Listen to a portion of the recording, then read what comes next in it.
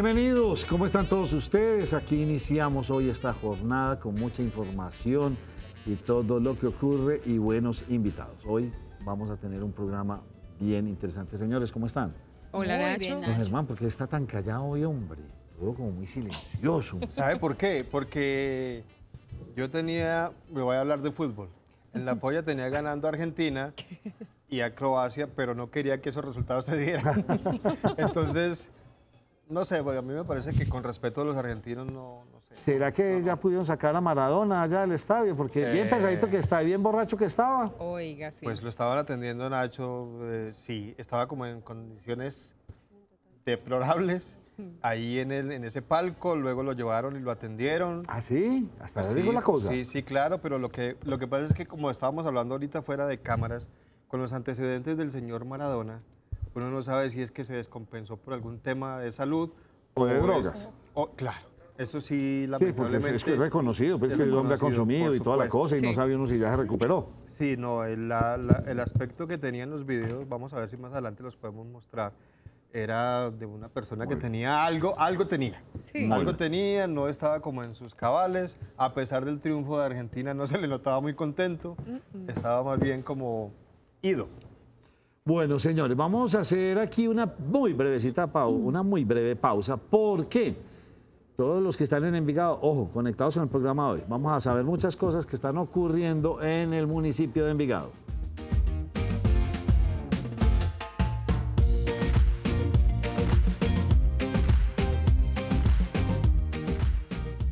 Bueno, doña Jimena Jiménez, ¿cómo me le va? Muy bien, Nacho, feliz de estar aquí con noticias positivas, como siempre, del municipio de Envigado, porque, como tú lo dijiste ahorita con la mención, el municipio de Envigado ha estado en obra para precisamente hacerle más fácil la movilidad a todos sus habitantes, y por eso mi invitado hoy es el secretario de Obras Públicas, Sergio Ríos. Bienvenido, secretario, a Nos Cogió la Noche.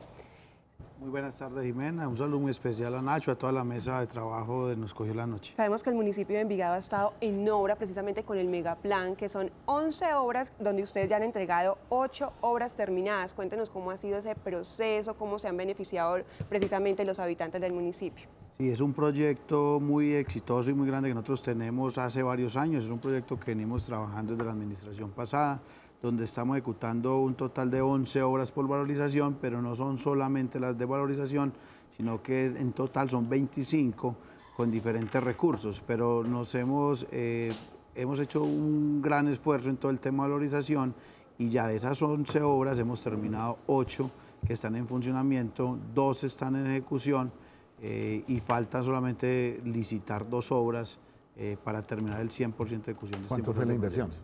Este proyecto es de aproximadamente unos 205.000 millones de pesos, de los cuales el municipio también aporta, y se hizo un derrame importante de valorización en todo el municipio de Envigado. Estas obras de las que ustedes nos han venido hablando aquí en el programa, ¿qué están afectando realmente o qué están solucionando? ¿La movilidad al interior del municipio o la conectividad con Medellín, con Sabaneta, con El Retiro? Sí, Nacho, a ver, nosotros cuando planteamos el proyecto, por eso hablamos de un total de 25 obras. Las 11 que se hacen por valorización son obras que están 100% solucionando problemas al interior del municipio, creando algunos anillos internos para poder que la movilidad al interior se mejore y solucionando algunos conflictos vehiculares que ya teníamos identificados en el municipio. Pero con el ingreso al área metropolitana hemos venido también trabajando en proyectos que le sirven a toda la región, como son la vía distribuidora, que ya está en proceso de evaluación. Estamos próximos a iniciar construcción, que estamos iniciando más o menos en el mes de agosto, ya obra como tal, un intercambio que conecta todo lo que es el municipio de Envigado, Itagüí, Medellín y todo el sur del Valle de la Aburrá, que es un proyecto que ya estamos próximos también a iniciar proceso de contratación. Pero no solamente eso, sino también una obra como es el puente de la transversal de la montaña, que conecta todo el sur del Valle de la Aburrá con el aeropuerto, con todo el oriente antioqueño. Es una obra que estamos haciendo con recursos del Invías y que ya llevamos un porcentaje alto de ejecución. Esperamos en el mes de entre septiembre y octubre entregar esta importante obra. La vía proveedora o alimentadora de la que va al lado del río, de la distribuidora al lado del río Medellín, ¿esa la están haciendo ustedes o esto es área metropolitana? Aquí nos la mostró el doctor Eugenio. Sí, señor, es una obra que estamos haciendo conjuntamente, o sea, el municipio de Envigado participa activamente en todas las mesas de trabajo, en toda la negociación de predios. Es una licitación que está directamente haciendo el área metropolitana, pero que el municipio tiene permanente acompañamiento y ayuda para poder que este proyecto saliera bien en el municipio. Y lo tengo, eso voy a la pregunta, ¿no? ¿Qué pasa con el transporte público, con esta obra? ¿En qué van, hombre? A ver, realmente es simultáneamente están ejecutando muchas obras en el municipio, también entran otras obras en ejecución por el área metropolitana, como es el intercambio en Pilsen, y otras obras como el intercambio de la 25 Sur. El área metropolitana ya creó una mesa de trabajo conjunta entre todo lo que son las secretarías de movilidad, tanto coordinadas por el área metropolitana, para hacer un gran plan de manejo de tránsito de esta obra. También está Parques de Ríos. Hay muchas obras simultáneas ejecutándose, lo que implica generar un plan de trabajo, un plan de movilidad conjunto para evitar que haya problemas. Pero vamos a poder sacar MetroPlus en esta administración, ¿o no? Pero rico que el secretario aclare ese tema, Nacho, porque es que el MetroPlus no es jurisdicción del municipio de Envigado, sino que es precisamente... Pero el secretario puede echar cantaleta y acosar, ¿sí Claro o no? que Para sí. eso son los Sí, Nacho, secretarios, hay que estar presionando. Es una obra que nosotros de verdad hemos tenido algunas dificultades, que es una obra que es en jurisdicción del municipio, la obra 100% jurisdicción de nosotros, pero que no es directamente controlada por la alcaldía. O sea, esa licitación no la hicimos nosotros, la hizo directamente MetroPlus, y eso nos ha dificultado un poco el tema de poder lograr que esta obra se lleve en el término que es. La verdad, reconocemos que hay un atraso importante. Nosotros permanentemente hacemos reuniones con la comunidad, con la veeduría, con la gerencia de MetroPlus, la interventoría de la obra, logrando que esta obra recupere esos atrasos.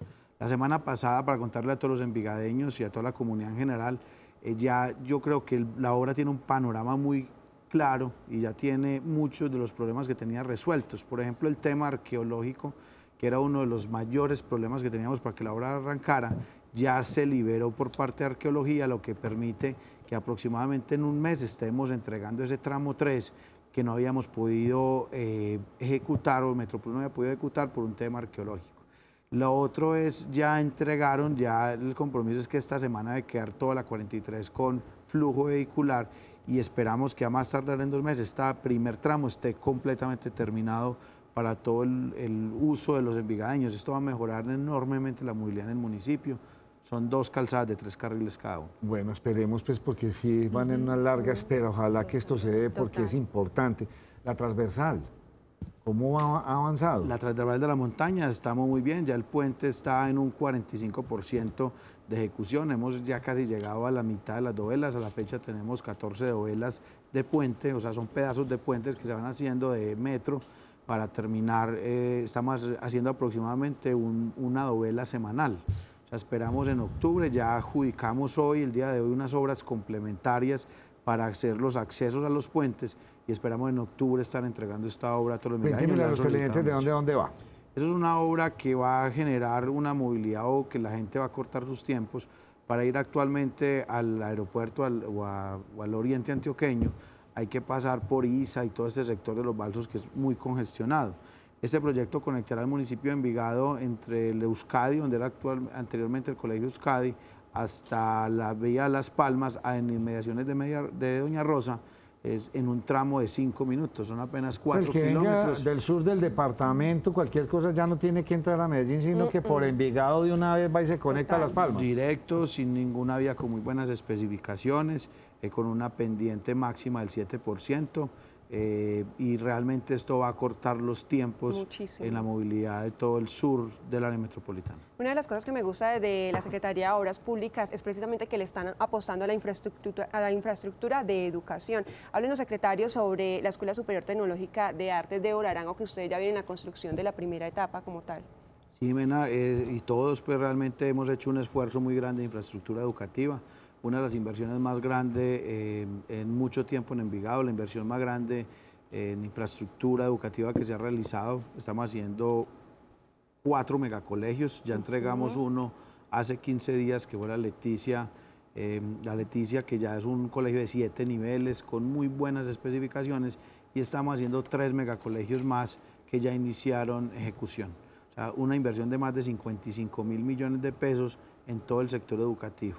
Pero adicionalmente también hemos hecho un esfuerzo grande en la parte cultural. La Escuela de Artes Tecnológica Débora Arango ya inició construcción, es un proyecto de 24.000 millones de pesos, también de carácter metropolitano, que nos está ayudando la gobernación, el área metropolitana, y ya llevamos un avance del 10%, y esperamos en octubre del próximo año entregar esta institución no solamente a los envigadeños, sino a todo el Valle de la Aburrá. ¿Y la Casablanca ya está entregado?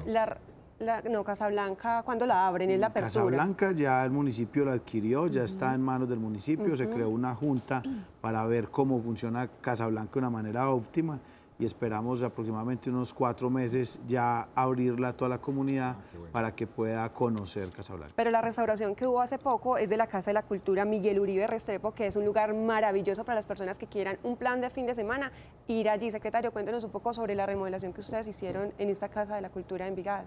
Fue, Jimena, una restauración, o sea, realmente hicimos todo lo que conlleva una restauración, que es recuperar toda la casa desde sus inicios. Es una de las casas más antiguas que tiene el municipio, ya está en funcionamiento aproximadamente hace más o menos 6 meses, con la gente ya utilizando este espacio para todo el tema cultural. Una casa muy bonita que invitamos a todas las personas que lo conozcan, porque realmente es un patrimonio para el municipio y para Colombia. ¿Esa es la que queda en San Marcos? Queda en el barrio, no queda en esa no es la San de San Marcos. En San Marcos hicimos un centro de encuentro ciudadano. Esta queda en el barrio, eso se llama... Pero sí es cerca a San Marcos, a mí también se me fue en este momento el nombre del barrio, pero sí es cerca a San Marcos, es relativamente cerca. Y otra apuesta que ustedes también le están haciendo es al tema deporte, al tema que ustedes ahorita van a construir una piscina olímpica. ¿Se acuerda que tuvimos la semana acá a Sebastián Villa, clavadista olímpico? Sí. Él tiene una noticia positiva de parte de Obras Públicas, del INDER, se puede decir de todo el municipio de Envigado, porque están en la creación de una piscina olímpica. Estamos en un proyecto muy ambicioso para toda la parte acuática, se llama el complejo acuático. Es no solamente la construcción de una piscina olímpica con toda la normatividad internacional, sino que también vamos a tener una piscina de clavados reglamentaria, y va a ser, eso es para potenciar todo este deporte en la parte sur del área metropolitana, y tiene una condición especial, es que sería la primera piscina olímpica y de clavados cubierta. Esto le permite una mejor práctica del deporte, principalmente los clavados, por el tema de los vientos. Para que no se mojen. Es una obra, es principalmente en el tema de los vientos, porque los vientos pueden afectar el tema de los clavados y la seguridad de los deportistas. Este proyecto queda ubicado en el Polideportivo Sur. Vamos a remodelar todo lo que es la piscina actual y una cancha sintética, una cancha de arenilla que tenemos ahí va a quedar el nuevo complejo acuático. Esperamos estar iniciando obra este año, ya la gobernación se sumó al proyecto con la importancia que tiene y nos va a dar un aporte para poder iniciar esta obra. Secretario, vivienda de interés social. Hablemos un poquito de ese tema que gusta tanto en el municipio de Envigado, porque muchos habitantes del municipio han podido obtener vivienda gratis allí. Sí, mira, nosotros ya empezamos a entregar la vivienda de interés social. Entregamos el año pasado en Palma 60 viviendas prácticamente gratis, donde la gente pudo obtener un subsidio de las casas de compensación, y prácticamente a cada usuario le correspondió pagar como 2 millones de pesos. Y entregamos hace poco, hace aproximadamente un mes, entregamos la primera etapa de Mirador de la Yurá, que consistió en la entrega de 88 apartamentos, y esperamos en septiembre entregar la otra torre, que son 90 apartamentos más. Pero en este cuatrenio vamos a ejecutar aproximadamente unos 900 unidades de vivienda que esperamos entregar el próximo año finalizando, para cumplir con las 500 del doctor Raúl en su plan de desarrollo, más otras que traíamos de la anterior administración. ¿De qué dimensión estas viviendas? Estas viviendas, yo diría que es uno de los proyectos más bonitos que tiene en el país la vivienda de interés social. Son casas muy dignas, apartamentos de 56 metros cuadrados con unas condiciones especiales. Parqueadero dentro del tope de lo que es la vivienda de interés social. Vemos muchos proyectos de interés social que no tienen parqueaderos y realmente se vuelven un problema. Doble taco de ascensores, que es algo adicional que el municipio quiere hacer por el tema de los volúmenes que manejamos, y se están entregando en un costo aproximado este año. En promedio se entregaron como 67 millones de pesos a 72 millones de pesos. Qué bien, hombre, tantas obras. Es un buen índice de entrega de viviendas. Me gusta, bastante alto. Y adecuaciones también que le han hecho al municipio como tal, luces LED, alcantarillado. Nosotros realmente siempre hemos dicho, Envigado está en obra, estamos en muchos frentes de trabajo. Estamos permanentemente en todos los sectores, haciendo un esfuerzo muy grande en todo el tema de tecnología e iluminación LED, que nos ha permitido tener unos ahorros importantes. En 2 años ya llevamos más de 400 millones de pesos ahorrados en todo, solamente en el consumo energético, que nos permite hacer mayor inversión en modernización. Ustedes son muy de buenas. Yo en mi casa puse bombillos LED y la cuenta no baja. Y vienen y dicen que sí. Y allá sí. ¿No No, pero en entiende, José? Envigado también están subiendo las cuentas. El tema es de PM, Nacho, y están Pero yo subiendo puse tieso y bombillos parejo. LED. Ya pusieron bombillos LED en la calle, ellos no les suben, a nosotros sí. No, por Dios. No sé qué vamos a hacer con este cuento de los servicios públicos. O sea, realmente nosotros, por ejemplo, estamos reemplazando reflectores de 1000 vatios por luminarias de 120. Claro, O sea, el ahorro es significativo. Son unas potencias muy grandes que tenemos instaladas. Entonces, bajar una luminaria de 250 vatios, que es la luminaria típica en el alumbrado público, a 100 vatios o a 70, es un ahorro significativo. Lo medimos en kilovatios, pero también los kilovatios van subiendo de precio. No, es que el bajonazo de ustedes es Pero importante. en general, es que son realmente 900. sí podemos decir que hay un ahorro significativo y hemos dejado de pagar algunos recursos por el alumbrado público. Bueno, Jimena, antes de que se me despida, le tengo noticia cultural de su municipio. Sí, señor. ¿O usted me tiene noticia cultural? No, la noticia cultural yo ya se la di, que es precisamente visitar a la Casa Cultural Miguel Uribe muy Restrepo, bien. que quedó precisamente con esta restauración hermosísima. Es un plan delicioso para Es ir. el barrio Andalucía. El barrio Andalucía. Andalucía. Muy bien. Bueno, no, le quería contar que me dice una fuente por acá que mañana empieza la versión número 22 del Encuentro Nacional del Tiple en el eso es municipio delicioso, de Envigado. por supuesto. Ese tiple, aquí tuvimos a Nosotros uno, sí, Descreste, aprovechen, Le voy a traer invitado en tiple. averigüemos a ver cómo es la agenda, pero qué bonito evento este. Jimena, gracias, secretario, muchas gracias, Yo no me hombre. quiero ir, Nacho, sin que el secretario nos diga dónde está ubicada su secretaría, cómo los habitantes del municipio de Envigado pueden conocer más de su secretaría, porque ustedes precisamente le ayudan mucho a, se puede decir, a los barrios de estrato bajo como tal. La Secretaría de Obras Públicas es una secretaría abierta para toda la comunidad envigadeña, queda ubicada en el barrio centro, no en el Palacio Municipal, sino en cercanías de la Cámara de Comercio o de la Escuela Fernando González. Y también en redes nos pueden seguir, tenemos Facebook y Twitter, que nos pueden seguir ahí sacamos todas las obras que ejecutamos, los requisitos, las convocatorias para vivienda, o sea, tenemos una comunicación permanente para toda la comunidad Secretario, que se pueda acercar a la 3 preguntas de mis televidentes. ¿Peldar se va a quedar toda la vida ahí? A ver, realmente yo no conozco ni manejo muy bien el tema de Peldar, es un tema que está a cargo de la Secretaría de Planeación por las reuniones y comités de gobierno que tenemos. Hasta ahora no hay un proyecto claro para Peldar, o sea, no se sabe. Pero ya de ustedes, es del municipio. No, el todavía no se ha municipio de negociado. Envigado no compró Peldar ni lo va a comprar. Ah. O sea, ellos tomaron la decisión de irse y pues, me imagino van a hacer otro proyecto ahí, no sabemos Perfecto. qué tipo, por el plan de ordenamiento territorial puede ser un proyecto mixto, que es vivienda, comercio, no industria, sino iría pues como una renovación urbana en ese sector. Muy bien, me Recuerden, Nacho, que las preguntan, oficinas van para el centro comercial del frente, que están Muy bien. construyendo al frente. me preguntan que qué van a realizar con el terreno del matadero. Bueno, el proyecto Vegasur es un proyecto que está haciendo directamente el municipio, no está vendiendo el lote. Es muy importante, por ejemplo, el municipio no está vendiendo el lote, sino que está vendiendo un proyecto urbanístico, un proyecto donde vende un potencial de desarrollo, ya está en proceso de venta, estamos esperando que lleguen algunos oferentes, ya hay algunos interesados para la compra de este proyecto y también va a ser de uso mixto, o sea, residencial y comercial. Y la última pregunta de Claudia Ochoa, ¿cómo se pueden acceder a los subsidios de vivienda? El municipio de Envigado es pionero en subsidios de vivienda, no solamente manejamos la vivienda nueva, sino que tenemos vivienda usada, regalamos hasta 30 millones de pesos a las familias que quieran adquirir una vivienda dentro del municipio que no supere el tope de vivienda de interés social. O sea, ese es un regalo, o sea, eso no es... el municipio le regala 30 millones para que compre su vivienda. Requisitos. Tenemos plan lotes y terraza, que una persona que tenga un lote o una terraza puede desarrollar. El municipio también regala hasta 30 millones de pesos para que ejecute su proyecto. Mejoramiento de vivienda, que fuimos pioneros en el país. Y está el tema de vivienda nueva. Los requisitos están en la página web del municipio y es simple es ir a la secretaría y sacar un formulario para estos proyectos. Aclarando que ya la convocatoria de vivienda nueva pasó.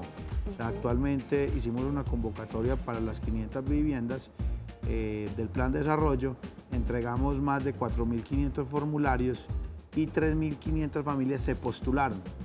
Ya estamos evaluando requisitos, o sea, ya no hay nuevo proyecto de vivienda de interés social, sino que ya estamos en evaluación de este. Muchas gracias por habernos acompañado. Gracias a usted, Nacho. Como siempre, con las buenas noticias del municipio de Envigado, y por favor estén súper pendientes de las redes sociales para que se den cuenta de todo lo que está sucediendo con obras públicas. Don Aureliano Duque, un saludo muy especial de esta mesa de trabajo para usted. Don Duque y usted sé que viven pegados de este programa. Vamos a hacer una pausa y ya volvemos con toda la información y muchas cosas que han ocurrido. Nuestro invitado que tanto preguntan por acá será el señor Sergio Ríos Ospina. John Fernando Restrepo Tamayo, decano de la Facultad de Ciencias Sociales y Humanas de la Universidad de Medellín. Lo tendremos y ahora les digo de qué se trata el tema.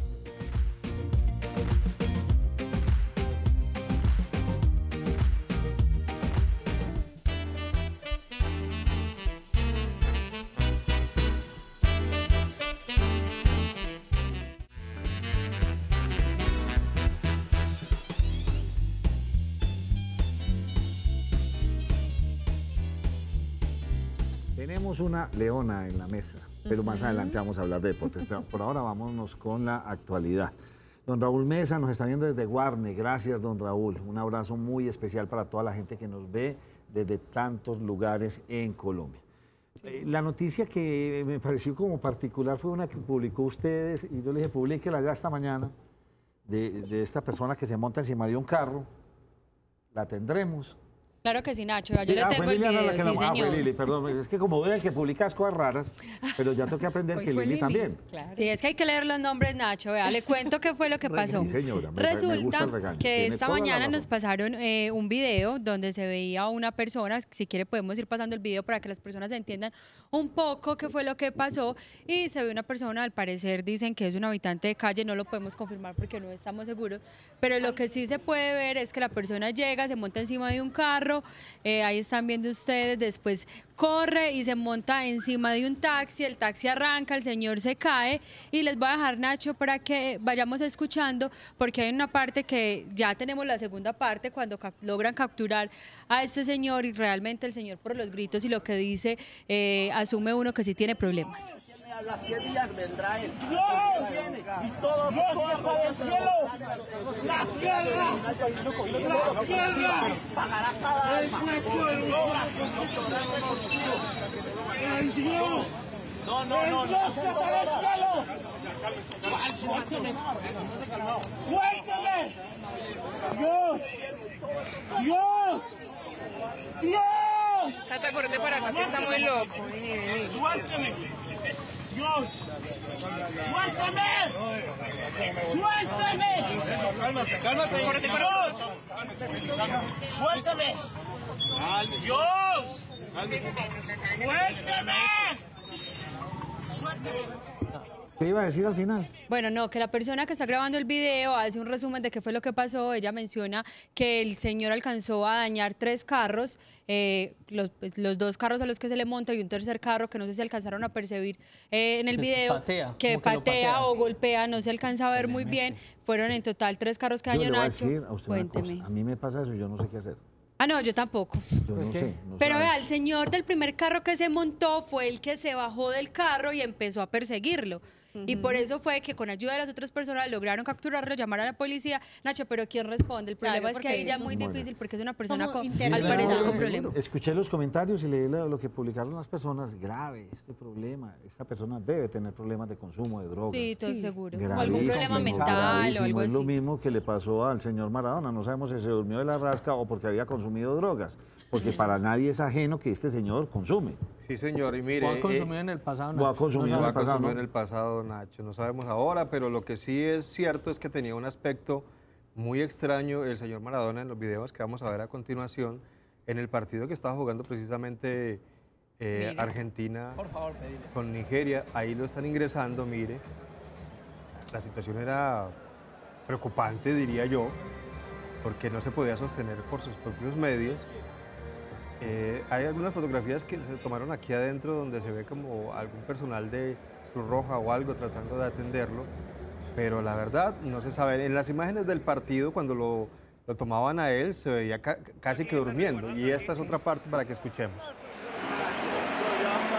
Maradona, sos campeón del mundo, sos campeón del mundo. ¡Sos campeón del mundo! Pues quedémonos con la intención que tenía una rasca muy bien montada. Sí. Que no Esperemos sea violó así. las normas, Nacho, se los tomó afuera seguramente. Entonces, Bueno, vámonos con otra información que a mi parecer es preocupante, porque las están titulando como disidencias. No, son las FARC. Eso no se puede decir disidencias, son las FARC, ellos se quedaron abanderados. ¿Fueron ellos o no fueron ellos, Duber, los que dañaron estas máquinas y estas volquetas por allá en Hidroituango?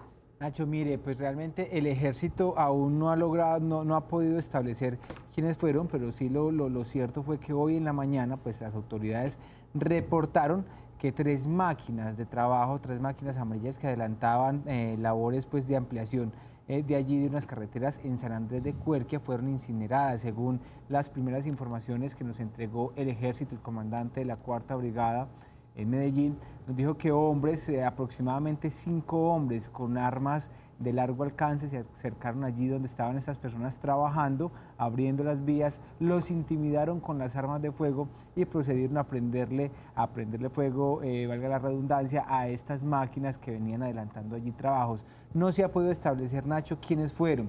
El ejército dice que ya se acercaron a la zona, obviamente llevaron personal de la policía, también está el ejército, quienes están realizando como toda la inspección del lugar para tratar de establecer qué personas fueron las que ocasionaron este daño, Nacho, que precisamente afecta a la comunidad, porque estaban abriendo unas carreteras nuevas allí en la zona, precisamente para que la comunidad se pudiera desplazar más fácil. ¿Por qué muere otro soldado?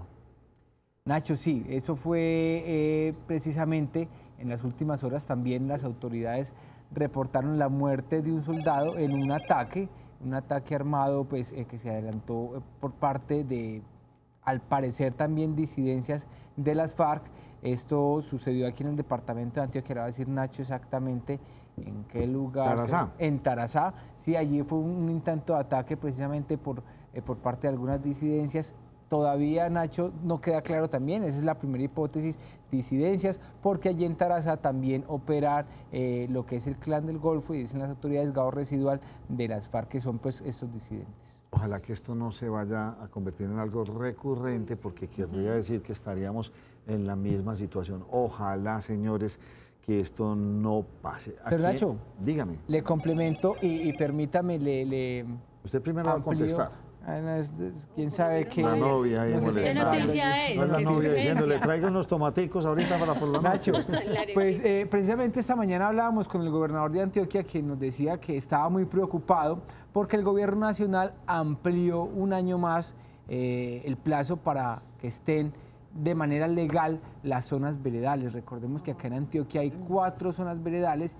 El gobernador decía que hay algo muy extraño, porque estas zonas, recordemos que habían sido creadas solamente por 6 meses, decía él, ya van 2 años, y lo que parecía pues que iban a acabar ya pronto, dice no, el gobierno nacional parece que amplió el plazo un año más, hasta 2019, octubre de 2019, precisamente para que estén allí. La preocupación, decía el gobernador, es porque en estas zonas se tiene estimado que haya 450 excombatientes de la guerrilla de las FARC, pero como excombatientes, pero dice él, pueden haber más de 2.000 personas porque muchos de esos excombatientes se llevaron a algún familiar, algún amigo o a alguien, y por eso estas zonas están conformadas por más de 450 personas que serían quienes habían integrado las FARC. Y es la preocupación del gobierno departamental, porque dice el gobernador, se están tomando estas zonas que fueron arrendadas, que son de privados, y están haciendo una invasión casi que legal por parte del gobierno nacional. Pero en estas zonas no se iban a implementar ciertos, como unas casetas y todas las adecuaciones como para que fueran centros de acopio de ellos, o sea, no de acopio, sino como para llevarles capacitaciones, educación, salud. Pues se suponía que eso era por los primeros 6 meses que se iba a hacer, precisamente que para eso iban a servir esas zonas, Y el gobierno departamental también, recordemos que en algún momento dijo, le hacemos la propuesta al gobierno nacional que monte unas bases militares en estas zonas que son estratégicas para que esto no se salga de control, y parece que se está saliendo de control. Las carpas azules, que así Exactamente. les habían dicho inicialmente. No, ya contesté, Duero, usted me tiene intrigadísimo. ¿Quién lo Sí, llama ¿qué le tanto? pasó Al yo? principio Nacho le quedó grande al gobierno Sí, nacional. señor. Esperemos que al próximo no. Sí, a mí lo que me Tome preocupa carta en es el que asunto. va a seguir apalancado este negocio en el narcotráfico, en la siembra, Sí. y entonces esto se nos va a volver un asunto de nunca acabar. Es realmente lo que a mí me preocupa. Entonces, ¿será que podemos dar ese gran paso y poder construir otra Colombia en ese sentido? Bien complicada, más porque las rentas del narcotráfico no tienen competencia. Sí, es Que no verdad. tiene uno cómo competir con esto. Bueno, me voy con una noticia que me pareció particular. En el aeropuerto José María Córdoba, Sí, señor. gente que iba y había comprado sus tiquetes ricos para irse para San Andrés, y resulta que pues el vuelo salía a la 1 de la mañana. El vuelo, Nacho, salía a la 1:30 de la mañana y terminó despegando a las 10:47 de hoy. Resulta que, pues, se supone que en Avianca deberían haber cumplido con este itinerario de vuelo. Muchos fueron los turistas que se quedaron en el aeropuerto José María Córdoba, les proporcionaron colchonetas, cobijas y demás. No alcanzó para todo el mundo. Los pasajeros o los turistas que iban a abordar este vuelo inicialmente a la 1:30 de la mañana se quejaron porque decían, o sea, hay niños, hay personas con alguna discapacidad, hay adultos mayores, y pues que no tuvieron como la atención, la buena atención que ellos hubieran querido, sobre todo porque ellos dijeron que los llevaran a un hotel. Parece ser que la aerolínea les dijeron que todo estaba sobrevendido, que por el alrededor no los podían llevar a ningún hotel, por eso tuvieron que pasar la noche en el aeropuerto. Al fin llegaron a conciliar en las horas de la mañana para que cada uno de estos pasajeros recibiera el desayuno y a cada uno se le diera 200.000 pesos. Muy bien. Siempre y cuando el vuelo saliera antes de las 11 de la mañana, cosa que sí pasó porque les recuerdo salió a las 10:47. Ah, pero entonces no le reconocieron los 200.000 pesos. Sí, claro. Sí, bueno. Sí, se lo Eso, reconocieron. eso me gusta, porque es que hay veces uno llega, me pasó alguna vez, cuando aquí por alguna hora me retrasé, llegué al aeropuerto y perdí el avión. Obviamente había un vuelo media hora, sí, pero venga, pague una sanción. Es que el Son inconformismo... muy conchudos, Ajá. son muy Y la sanción conchudos. vale más. Sí, pero Sí, mira, no vale más que el comprar como un tiquete. tiquete. Iba con mi hijo Claro. para contar y me tocó. Pero cuando leí la noticia de que ya sí les digo, venga, les damos 200.000 pesitos, me parece casi que les dieron haber condonado el tiquete. Nacho, pero- Porque eso no es tanto, Nacho. Y pues. mire, eso, No, pero, Nacho, no, pero no, tampoco había de... personas de las edad, 6 de la niños, mañana, al votarlo al acostados, mediodía. les dio Mire, unas colchonetas. dentro- No, por Dios, qué irrespeto. Dentro de las reclamaciones estaba que ellos decían, pero es que nosotros ya tenemos paquete turístico allá en San Andrés, donde debíamos estar era desplazándonos a otro punto de la isla, disfrutando del sol, etcétera, etcétera. Y entonces, ¿quién les va a responder por ese paquete turístico que ya estaba Muy pago bien. desde el Ellos día de Mira, y decían, lo hombre, a esta hora preocupante- ya estábamos en el primer paseo turístico. Y bueno, Eso. no importa. ¿A quién destituyeron?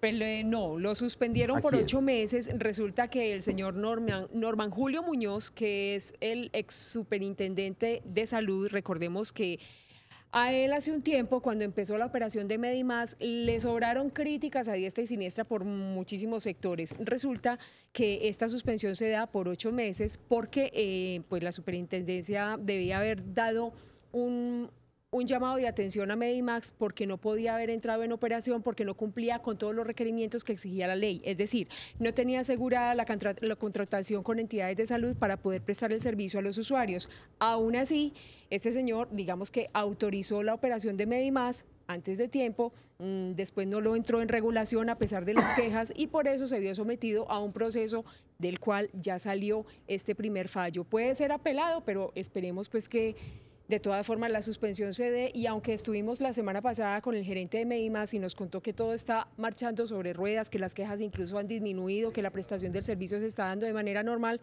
pues esperemos entonces que este fallo se acate y pues que el ex superintendente al menos diga por qué en su momento no hizo cumplir a esta entidad prestadora de servicios de salud de todos los requerimientos que exigía la ley, Nacho. Don Germán Mendoza, ¿qué nos va a contar?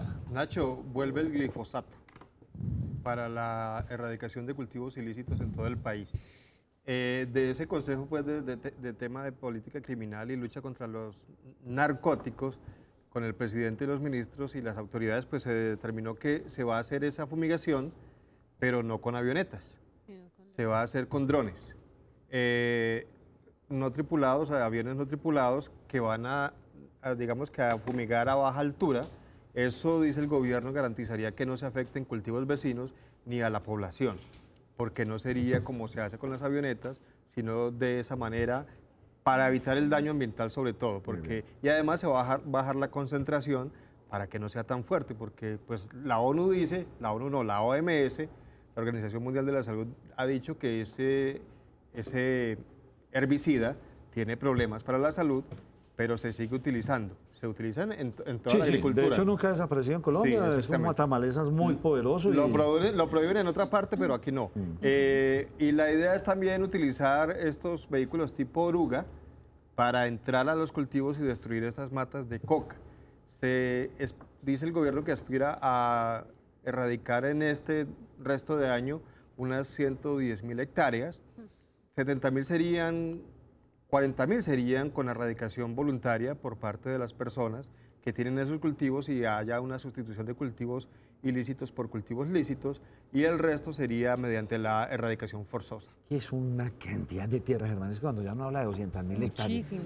Y eso no se lo camina uno nunca en la vida. Pues, lo que pasa es que hay que tener en cuenta, Nacho, que esos cultivos, hay algunos que usted alguna vez los vio a orilla de carretera, pero hay otros que están metidos en unas zonas de difícil acceso, donde hay grupos armados y es muy complicado. Acuérdese que esos erradicadores manuales, ¿cuántos han matado? Por entrar allá a hacer ese tipo de erradicación es muy complicado. Sí. En las zonas donde se sabe que es fácil entrar, pues claro, pero en el difícil acceso... El gran atentado contra la vegetación y nuestros bosques. Claro. Pero Nacho, me parece que es muy poco, 10 drones, ese es prácticamente nada, eso no tiene. Ya 20.000 hectáreas, 20 y pico de mil hectáreas por dron. Bueno, por aquí le cuento a mi televidente, le voy a responder, don Jorge Alonso Arenas, usted puede ir al suroeste, pero por Bolombolo, la vía Bolombolo. No se puede ir por Fredonia porque esta carretera está cerrada. A su vez también se podría ir por La Pintada y regresar en La Pintada a mano derecha, y ya ahí sí puede ir a Jericó, a Tarso y a todos estos municipios, pero más rápido por Bolombolo. José Fernando Gil. Nacho, usted ahorita nos cortó el tema de lo de Avianca, y frente a ese tema hay quienes dicen que la aerolínea debería tener la misma diligencia que tuvo para despedir los pilotos que entraron al paro y el empleado de Rusia para atender este tipo de reclamos. Y en realidad uno se pone a ver y es cierto. Y fuera eso porque se le ha vuelto frecuente, pues es que la gran mayoría de quejas cuando se presentan por retrasos en vuelos ha sido casi siempre de esta aerolínea. De las otras se presenta una queja, usted escucha una queja de vez en cuando, pero esta aerolínea me parece ya preocupante y es para que ellos se replanteen qué está pasando, si es que realmente están revendiendo los tiquetes o algo están haciendo mal, y lastimosamente yo creo que el nombre de la aerolínea no está quedando muy bien. Lo que leí de la noticia fue que estaban retrasados los vuelos en 2 horas por mal tiempo en Bogotá. Exactamente. Bueno, no me voy a la 1, pero me voy a las 3 de la mañana. Acuérdense que ya lo decíamos, Nacho, unas fallas eléctricas que afectaron el aeropuerto de Bogotá. Es perfecto, 2 horitas. Eso sería una de las causas. Pero ya 2 horitas a 10, 11, 12 horas. Porque casi ellos también manifestaban que eran los únicos que estaban retrasados al parecer por esa falla que se había presentado en Bogotá, que entonces que por qué ellos solamente, ¿por qué solamente los días de vuelo? Y el mediodía en paquetes que generalmente son de 3, 4 días. Sí, claro. Entonces usted perder una séptima parte del paquete. No, por Dios. Prácticamente. Usted llegó allá a las 2 de la mañana, 2:30, porque el vuelo es larguito, es de 1 hora larga, 1:30, ¿sí o no? Sí. Entonces salía el vuelo a la 1, llegaba a las 2:30, 3. Sí. Usted dormía 3, 4 horitas, a las 9 de la mañana está levantado para irse a pasear, porque es que...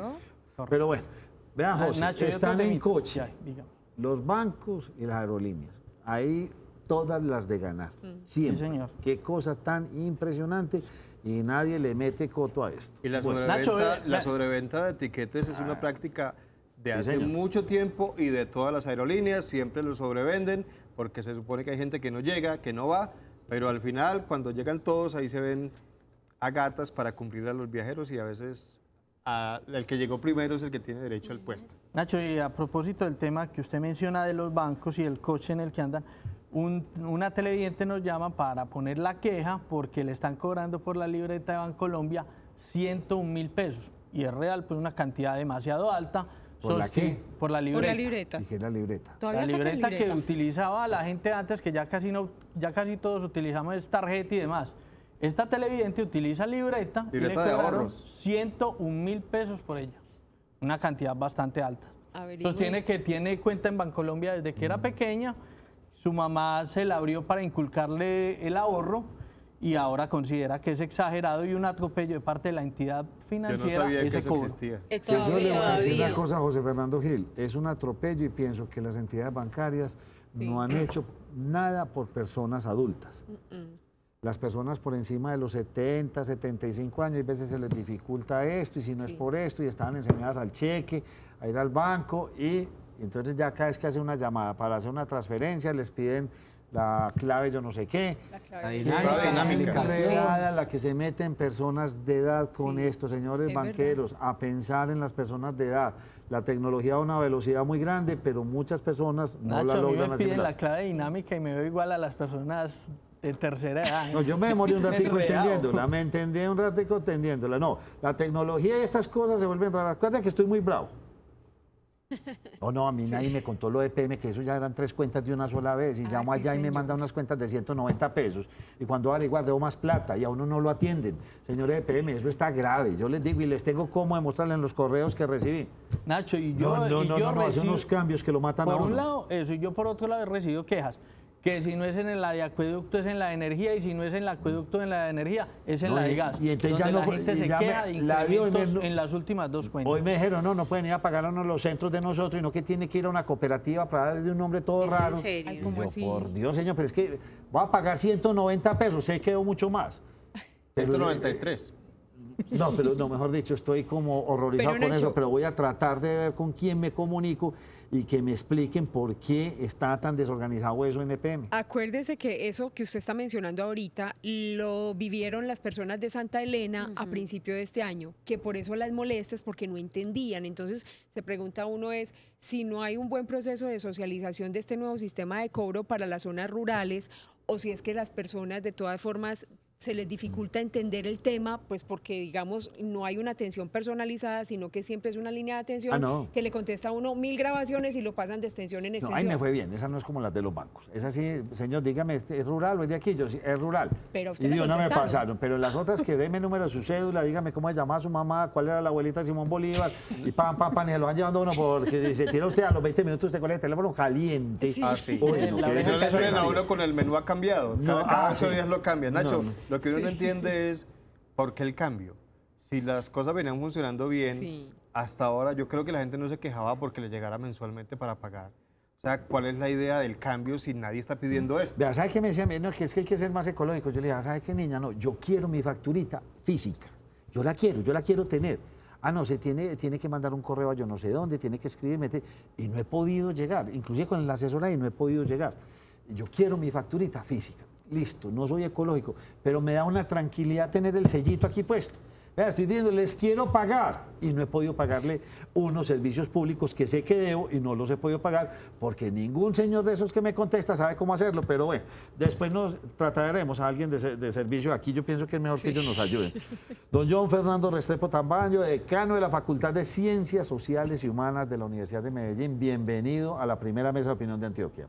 Muchas gracias. ¿Cómo me le ha ido? Muy bien, afortunadamente. Muchas gracias. Bueno, Yasmín, usted me dijo, yo quiero hacer un resumen y yo quiero darle la oportunidad para que no lo haga, para que entremos en el tema. Nacho, y además porque es necesario, yo creo que para darle como un poco más de claridad a los televidentes y a las personas que están conectadas con nosotros por Facebook Live, es por el hecho que en estos días hemos escuchado que funciona la JEP, que van a parar la JEP, que la van a cancelar, que le van a cambiar, mejor dicho, todo en torno de la JEP, pero que pocos de pronto no entendemos cuál es el embrollo y por qué fue creada la JEP inicialmente. Entonces, la Jurisdicción Especial para la Paz, como es entendido de la JEP, es la justicia del sistema integral de verdad, justicia y reparación y no repetición.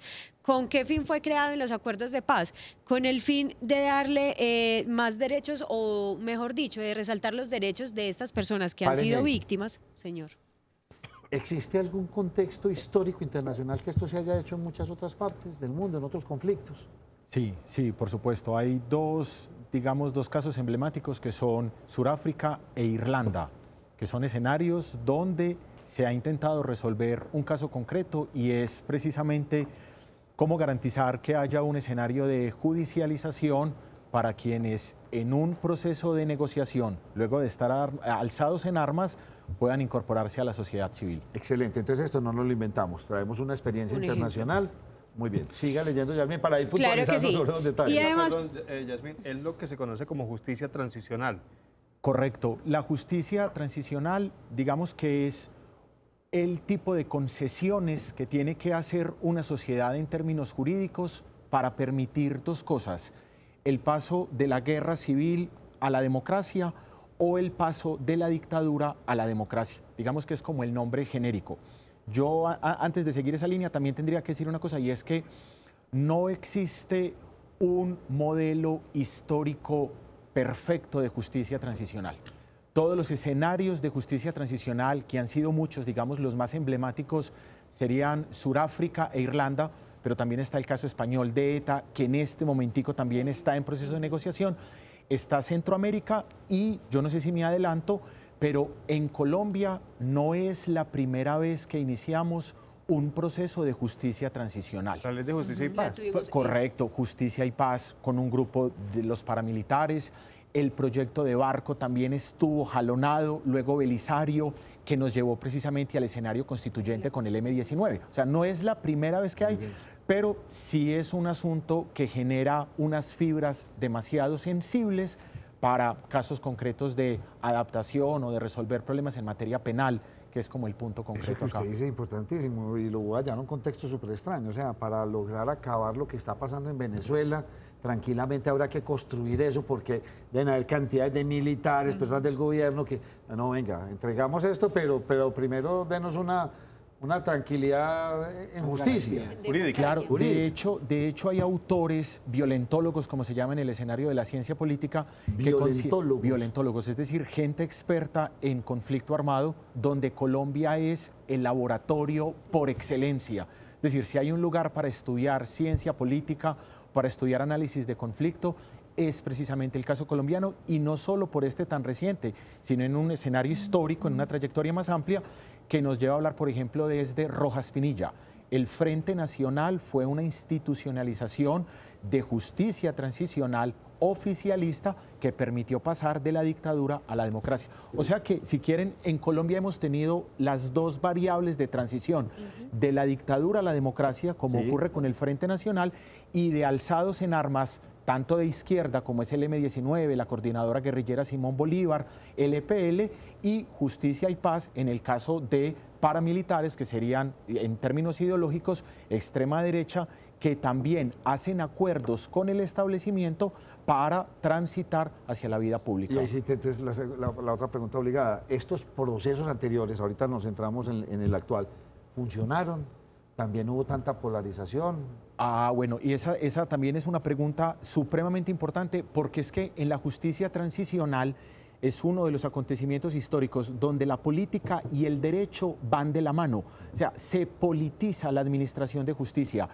Eso hace que, en términos de sentido crítico, podamos decir, la justicia transicional tiene como característica que nunca deja a la sociedad tranquila, deja unas heridas que obedecen a algunos intereses políticos. Unos consideran que vale la pena dar un paso adelante, que permite, como por ejemplo, la consecución de un premio Nobel de Paz, a que otros consideren que es precisamente el mayor acto de rendición de un Estado, donde se compromete la moral institucional, la moral de la tropa. Precisamente uno de los temas sensibles hoy tiene que ver con la fuerza pública, que da lugar a que haya dos matices que son radicales y en muchos casos, desafortunadamente, irreconciliables. Excelente respuesta, me dejó como, sí o no, no ve uno como tanto panorama. Es que incluso acá dice que la JEP, la función tiene de administrar justicia transicional y conocer los delitos cometidos en el marco del conflicto armado que se hubieran cometido antes del 1 de diciembre del 2016. Eso es lo bueno. Eso es lo Eso es lo puntual. bueno. Lo malo es lo que usted está diciendo, cuando se politiza. Y ese es el asunto, porque es que, por ejemplo, acá tiene como algo particular. Dará a conocer los delitos que hubieran cometido excombatientes de la FARC-EP, miembros de la fuerza pública u otros agentes del Estado y terceros civiles. Sobre estos últimos hay una parte pues como de la Corte Constitucional que ya entra a mirar a ver si se intercede directamente la JEP o no, ¿cierto? Pero precisamente la polémica que hay en este momento no es por lo que vaya a hacer la JEP, porque todos tenemos claro que la JEP tiene un objetivo claro, pero la polémica, y usted me corregirá si estoy equivocado, es por quienes integran la JEP, quiénes van a ser los que van a tomar las decisiones y quiénes van a impartir justicia. ¿Y a quiénes van a judicializar? Entonces, al ejército y a o sea, si hay quieren, varios factores. Nacho, Entonces, si quiere podríamos supuesto, mostrar por como supuesto. el organigrama de cómo está la imagen donde dice el A ver, Tribunal dame. para la Paz y ahí está seccionado la unidad de investigación, las salas de la JEP. Hay uno grandecito que no, este es precisamente. Entonces dice, el Tribunal para la Paz tiene una línea que es la sección de no reconocimiento de verdad y responsabilidad de los derechos, de los hechos y conductas. De ahí se desprende una parte que es la unidad de investigación y acusación. Entre esa misma del Tribunal para la Paz está la sección de reconocimiento de verdad, de responsabilidad y determinación de los hechos y conductas. Hay otra línea que es la sección de revisión de sentencias, la sección de apelación y otra aparte o independiente que es la sección de estabilidad, eficacia de las sentencias y las resoluciones. Y ahí están también transversales las salas de la JEP. Una que es la Pero, sala... venga, ¿le parece si las vamos Sí, describiendo claro. una por una y vamos perfecto, pensé entendiendo? que estamos en Porque, el primer cuadro. Bueno, entonces empecemos por la parte de arriba, el diagrama anterior, la primera que usted me leyó, ¿cuál era? Sí, señor. ¿Qué es lo que Ese hay es arriba? de lo de la parte de- Tribunal para la Paz. En esa parte de arriba, donde dice como órgano de gobierno, está la sección de no reconocimiento de verdad y de responsabilidad ¿Qué quiere decir eso? de los hechos y conductas. Bueno, yo creo que la JEP responde a una pregunta concreta que tiene lugar en el imaginario de la sociedad cuando el gobierno Santos y su equipo negociador intenta transitar con las FARC hacia un escenario político. Y es la pregunta central. Después de 60 años de confrontación armada, ¿cómo es posible que las FARC vaya a obtener curules en el Congreso, vaya a obtener unos beneficios en términos económicos y no haya una responsabilidad penal? Entonces, la Jurisdicción Especial para la Paz es la materialización de un renglón muy importante del proceso de negociación que tiene que ver con cómo responder judicialmente por hechos atinentes al conflicto armado. Por eso también hay un límite en el tiempo, que es 1 de diciembre de 2016, porque los actos posteriores a 2016, al 1 de diciembre de 2016, serán tratados por la justicia ordinaria. Entonces, la Jurisdicción Especial para la Paz tiene un enorme reto y es hacer que esta gente no pase de largo frente a la comisión de delitos. Pero también hay que decir otra cosa.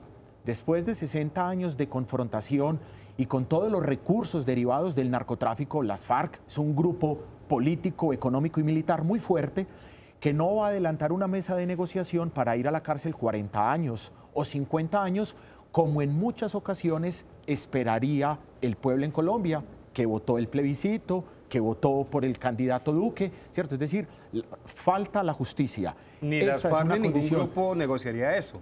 Por supuesto, ningún grupo. Y eso es precisamente el escenario. Y esto es muy importante porque todo lo que suceda con la JEP sirve como espejo retrovisor para el ELN, que es otro escenario bien importante. Es decir, en Colombia todavía no hay paz porque queda otro grupo por ahí dando vueltas y bombardeando oleoductos y organizándose en Arauca y en varias zonas importantes de Antioquia. O sea, queda otro escenario. Lo que pasa es que las FARC obnubilan el escenario político. No, y estamos claros en eso. Vuélvame a mostrar la imagen, la primera. ¿Y por qué El esto tiene organigrama. que ser tan enredado? O sea, esto no deberían ser nombrar a una cantidad de jueces y eso entonces ya empieza que tribunal arriba, que abajo otra cosa, que desde aquí no lo leo. O sea, una cantidad de Son cosas. 3 salas. Así de complejo es todo esto. ¿O Bueno, por qué no. es todo este enredo? ¿Por qué no Porque se enreda? ya a mí se sentó a leerlo, yo, Sí, me es lo que lee, pero incluso- yo... Pues ¿para qué lo leo si no ni siquiera entiendo el incluso genérico? el total de las personas que van a estar, digamos, como en ese Tribunal para la Paz son 51 personas, que son un total de 18 magistrados para las 3 salas. Una de las salas se llama Sala de Reconocimiento de Verdad, de Responsabilidad y de Determinación de los Hechos y Conductas. La segunda sala de Amnistía o Indulto. Y la tercera sala de Definición de Situaciones Jurídicas. Ahí son 18 magistrados en esa. Perfecto, entonces estos 18 señores van a una fila y entonces todo el mundo entre, venga, cuénteme, siga. Eso, ¿cómo va a funcionar eso? Yo le voy a responder esto para que quede más claro. Este enredo con la JEP tiene una explicación política y es que al presidente Santos se le acabó el tiempo de gobierno y se le acabó el capital político para poder llevar este barco al puerto que él requería. Las FARC ya negociaron, ya recuerden que pasaron de Fuerzas Armadas Revolucionarias a Fuerza Alternativa Revolucionaria del Común. Ya están las curules que empiezan ahora a partir del 20 de julio de 2018 y de 2022, pero este escenario de judicialización empezó a ser consecuencia de una serie de trastabilleos políticos. El Senado hace un cálculo y hay que decirlo, yo creo que, y esa es la responsabilidad de los medios de comunicación y de la academia, y esa es la razón por la que estoy acá. Presidente Santos empezó a quedarse solo en este último trayecto.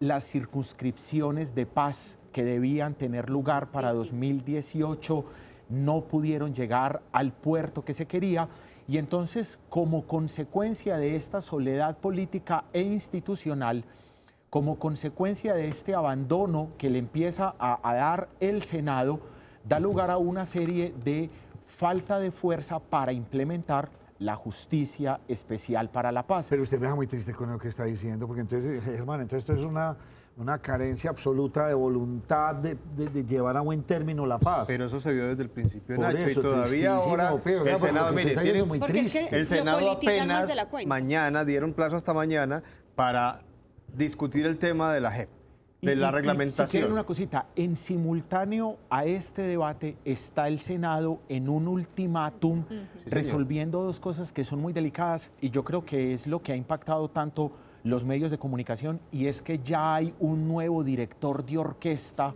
al frente de esto, que históricamente representa una bancada política que ha sido muy crítica del proceso de negociación.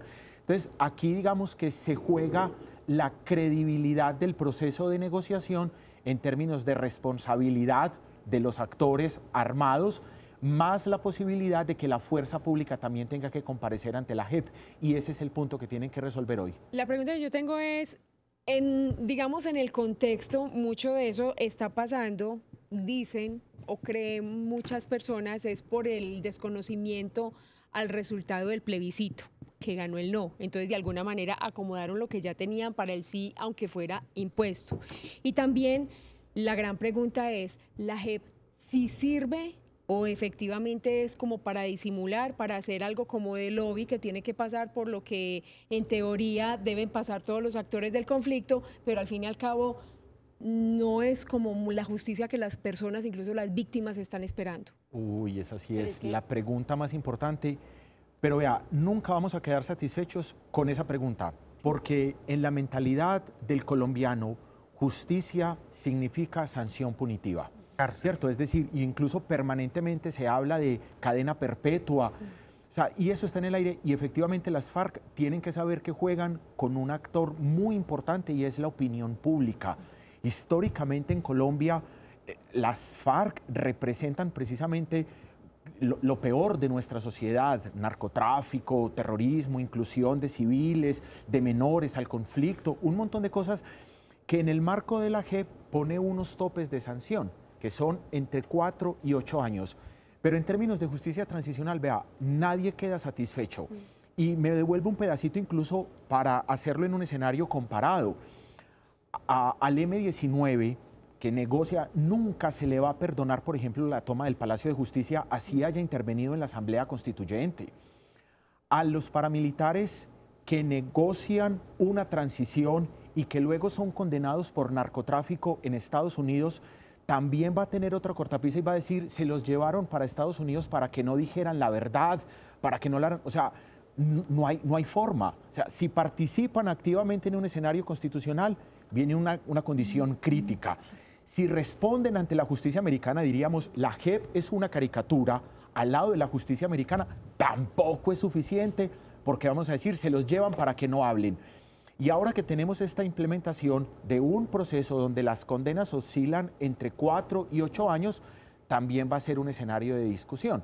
Entonces yo creo que justicia transicional significa un paso adelante en términos de una solución del conflicto, pero que en el caso de la implementación siempre va a dar lugar a que fuerzas políticas y a que la sociedad en general, que difícilmente ha sido poco educada para entender la importancia de la transición, considere que esto es una burla, porque lo que esperarían serían condenas de 40 o 60 años. Porque si ya tenemos, y usted lo dijo al principio, experiencia con esto, con muchos grupos anteriormente, todavía sigue siendo tan complicado entender que eso es un proceso normal en un proceso de paz, perdón la redundancia. Me refiero a que ya lo hemos vivido con el M-19, PL y otros grupos más, y los paramilitares también. Inclusive acuérdese que en los paramilitares no había cárcel, sino penas alternativas, que fue la Corte la que obligó a los 8 años. Sí, porque parece que no tuviéramos memoria de que eso ya pasó aquí en Colombia. Y entonces como si este fuera el primer proceso de paz que estuviéramos haciendo y los demás no hubieran existido. Bueno, yo creo que eso también es una consecuencia de la poca educación que tenemos nosotros, y ese es el reto que tiene la academia, precisamente, empezar a formar ciudadanos en términos de transición, en términos de posacuerdo, que yo creo que es el término que aplicaría mejor más que posconflicto, o en términos de negociación con un actor absolutamente importante. Pero yo creo que la justicia transicional no puede olvidar también el escenario social o el tejido social en el que se mueve. Y ahí es donde está precisamente el gran reto que tiene la justicia transicional, que tiene la Jurisdicción Especial para la Paz, que va a dar lugar a que sea escenario de muchos debates. Yo he escuchado, por ejemplo, que estos magistrados son de izquierda. O sea, también el problema es dar el salto hacia adelante, porque pareciera ser que todo lo que significa protección hacia las víctimas cae en el rótulo de que es privilegiar a la izquierda. Izquierda significa guerrilla, y guerrilla significa narcotráfico y matones. Defensor de derechos humanos es... Claro, es un rótulo que acá nos va a costar, pero yo creo que lentamente, yo soy optimista, soy un hijo de la esperanza, y creo que esto es un esfuerzo que vale la pena, y que lo que hay que hacer es precisamente educar. Y este es el tipo de debates que vale la pena dar alrededor de la necesidad de desarticular a un grupo que ha hecho muchísimo daño y que también genera unas responsabilidades éticas, jurídicas y políticas para quienes están al frente de la JEP. Permítame, vamos a hacer una breve pausa, pero con una recomendación de doña Lina Moreno. Sí, señor, les tengo muy buenas noticias, y es que van a recordar que en Euro Supermercados todos los miércoles y viernes son días de frutas y verduras con el 35% de descuento pagando con tarjeta de crédito Euro, y con 25% de descuento con otro medio de pago. Además, hay carne fresca de res y de cerdo con el 20% de descuento pagando con tarjeta de crédito Euro y 10% de descuento con otro medio de pago.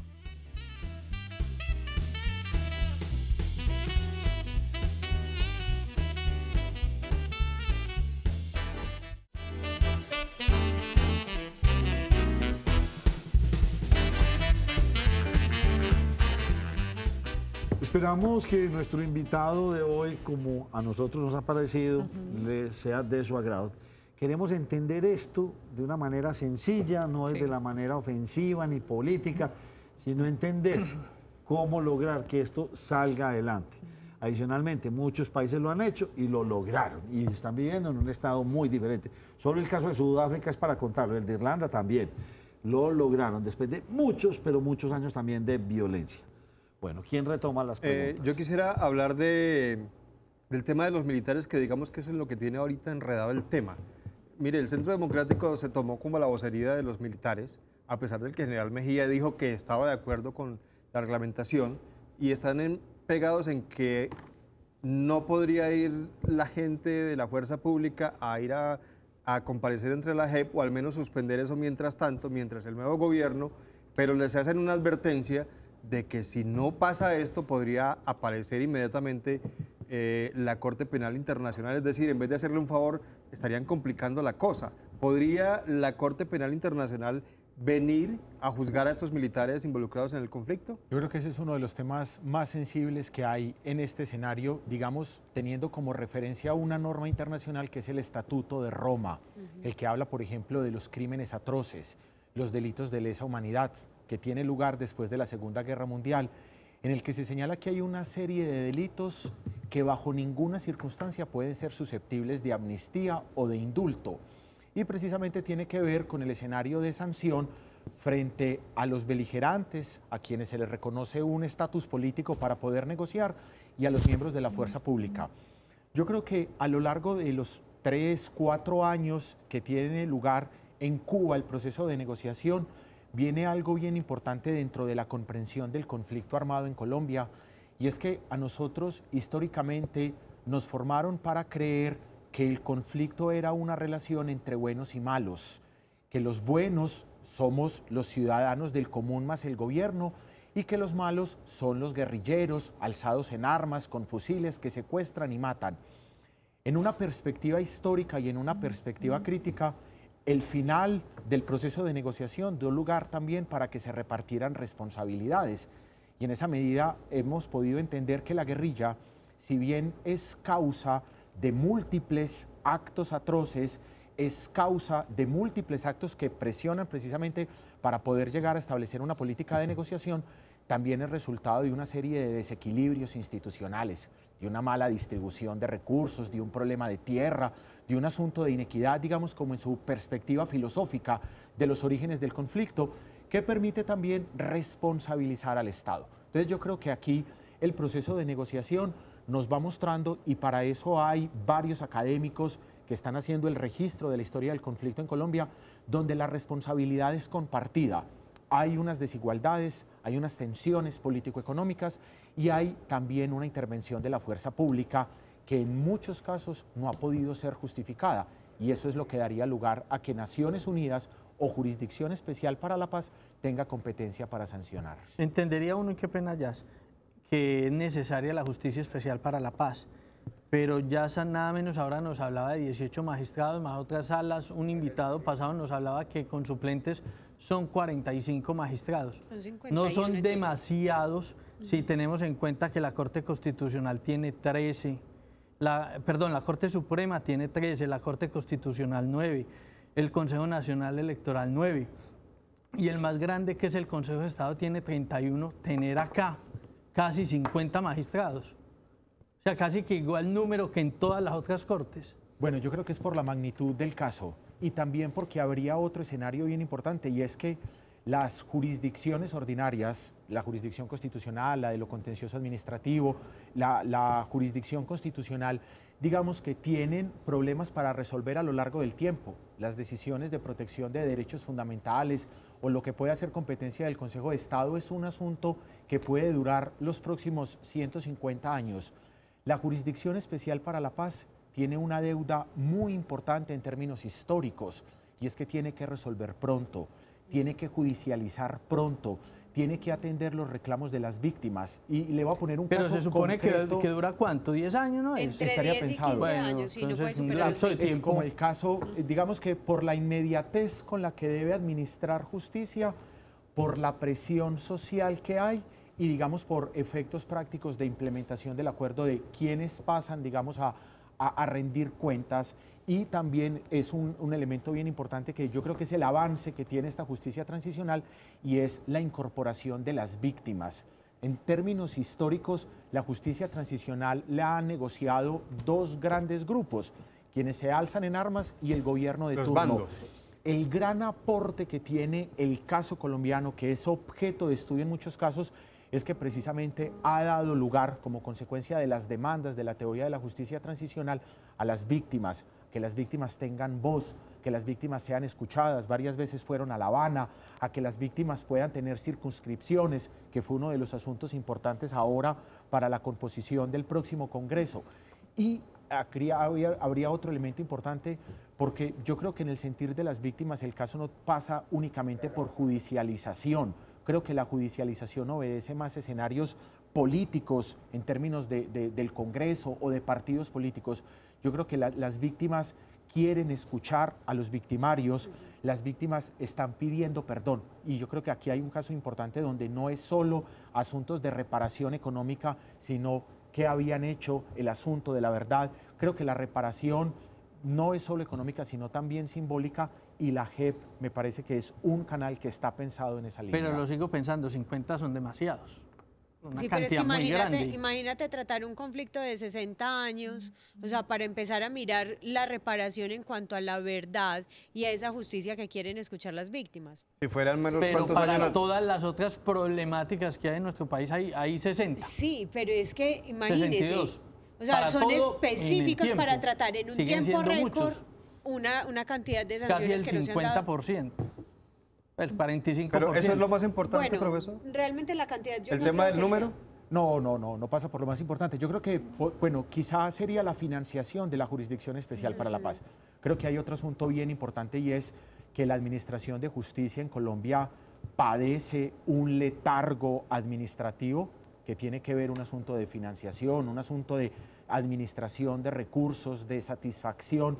Digamos que hay un mandato constitucional en términos de administración de justicia y es la celeridad y es la economía, contar con los mejores recursos humanos y técnicos, y en ese caso la justicia ordinaria falla, que ha sido precisamente uno de el talón de Aquiles de la administración Santos, por privilegiar y porque sabía que el tiempo se le agotaba, ha enfilado baterías de manera sistemática en lograr garantizar el mayor número de puntos del acuerdo y ha dejado por fuera de la bandeja, por fuera del foco, asuntos muy importantes en términos de infraestructura, en términos de salud, de educación y de administración de justicia. En el caso concreto, que es donde la gente considera aquí la paridad en los frentes es demasiado débil y ha dado lugar pues como a ese punto Y es crítico. verdad que no hay ni un solo antioqueño ahí.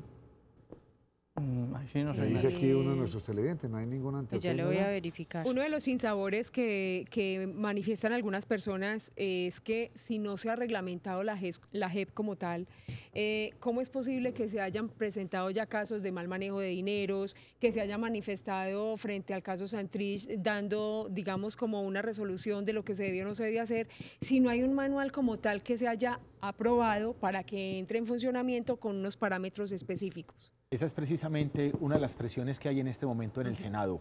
Reglamentamos para que pueda funcionar la JEP, porque es que como jurisdicción no puede funcionar de una manera eventual o aleatoria, porque comprometería un derecho fundamental que es muy importante en este caso, que es el debido proceso. Es decir, ellos son jueces y los jueces actúan de una manera reglada. Aquí está la incertidumbre de cuál es la ruta a seguir. Es decir, si ahora le mostraban a los televidentes la composición de la JEP en términos de organigrama, la implementación de la Administración de Justicia es algo que está todavía en el aire. Al estar en el aire, el concepto de Administración de Justicia está debilitado, por eso la presión. Y yo creo que en términos claros para los televidentes debe ser lo siguiente: la orden que da el Senado es o reglamentamos esto de manera inmediata o se le traslada competencia a los mismos magistrados de la JEP para que sean ellos los que se den su propio reglamento y puedan empezar a administrar justicia. Ese es el artículo 15 transitorio. Correcto. O sea, si no hay definición en el Congreso, la misma JEP se autorreglamenta. Se autorreglamenta. ¿Y eso en cuánto tiempo es? No, esto tiene que ser un asunto de inmediatez, que sería el principio para hacerlo ya lo más rápido, porque la ruta es, el plazo es hoy. Hasta hoy tiene plazo la Comisión Accidental del Senado para poder presentar el proyecto, que ha dado lugar a que el Centro Democrático, por ejemplo, intervenga. Están las presiones sobre la intervención o no de la fuerza pública ante la comparecencia de la Jurisdicción Especial Yo para le la quiero Paz. recordar a los televidentes, estamos con John Fernando Restrepo Tamayo, es decano de la Facultad de Ciencias Sociales y Humanas de la Universidad de Medellín. Nos encanta tener a la cátedra, a las universidades aquí en este programa. Pero, ¿qué es bueno y qué es malo? En que ellos se hagan su reglamentación. O sea, ¿qué le conviene más a un proceso de estos? ¿Qué es lo bueno y lo malo? Bueno, no, desde yo su creo que punto de sí. vista. Vale, no, yo creo que estamos en dos escenarios muy críticos. Esto debería hacerlo el Senado. Lo que pasa es que el Senado lo hace con una condición de urgencia. Y como decían las abuelas, lo que se hace de afán no queda bien hecho. Además, hay otro escenario sumamente importante y es que ya estamos en un nuevo gobierno y eso hay que tenerlo claro. O sea, ¿Será que estos esto no es senadores solo la están muertos del transición, miedo de ponerse a reglamentar esto porque viene un nuevo gobierno? porque va a cambiar la torta y el Senado es precisamente el termómetro político para la administración del Ejecutivo. Entonces yo creo que aquí habría que ponerle un matiz sumamente importante y precisamente por eso es que el Centro Democrático tan envalentonado asume un liderazgo, porque es que tiene un respaldo electoral en términos de esta transición. Sin embargo, yo creo que para asumir con toda precisión la pregunta, que se autorregulen o regulamos de afán, no, yo creo que el Congreso debe hacerlo. En la Comisión Accidental hay gente muy juiciosa, Obviamente esto no está exento de matices políticos, pero sí es preferible que se reglamente desde el Congreso que haya autoadministración. Pero es que una reglamentación de eso, ¿será que la hacen de la noche a la mañana, Germán? Eso no requiere pues como de varias reuniones. Ya contaron todas. Sí, es que ya se pusieron de acuerdo en 20 y pico de puntos y solo están pegados de uno, que es el tema de los militares. Y que es la propuesta que ellos quieren, que haya una sala especial para y que se congele el tema y que haya una sala, pero ahí sería más magistrados, más gente, más burocracia, que no le gusta a José Fernando, y entonces ahí... A ninguno nos gusta la burocracia. Yo no, creo por que eso, usted pero tampoco, si sale otra sala adicional a las 3 que hay, obviamente se va a requerir más personas competentes solamente para esa sala especial de militares. O sea, en caso de que entre ese punto. Sí, por supuesto. Ya está, entonces ya esos puntos ya están listos. Sí, la mayoría es que... Y ese último punto lo tiene que resolver cuando me dice usted. Tiene plazo hasta mañana. Hoy se pronuncia la Comisión Accidental y mañana vota el Senado. Mañana en plenaria. ¿Y usted cree que va a salir? Quisiera. Hago fuerza para que salga. Muy bien, no sale mañana, porque siguen que no estén los militares, que sí estén el tire afloje político del que usted dice. No sale mañana, entonces ya la semana entrante se empiezan ellos a autorregular, pero parten de este reglamento que ya tienen construido. Sí, por supuesto. Está avalado por la Corte Suprema. Y ellos pueden, entonces, si lo hacen ellos autónomamente, ahí sí pueden meter ese puntico en el que está frenando el asunto. Serían ellos los que disuelvan. El asunto es que pondríamos a que sean juez y parte, porque ellos ponen las reglas de juego y luego son los que la implementan.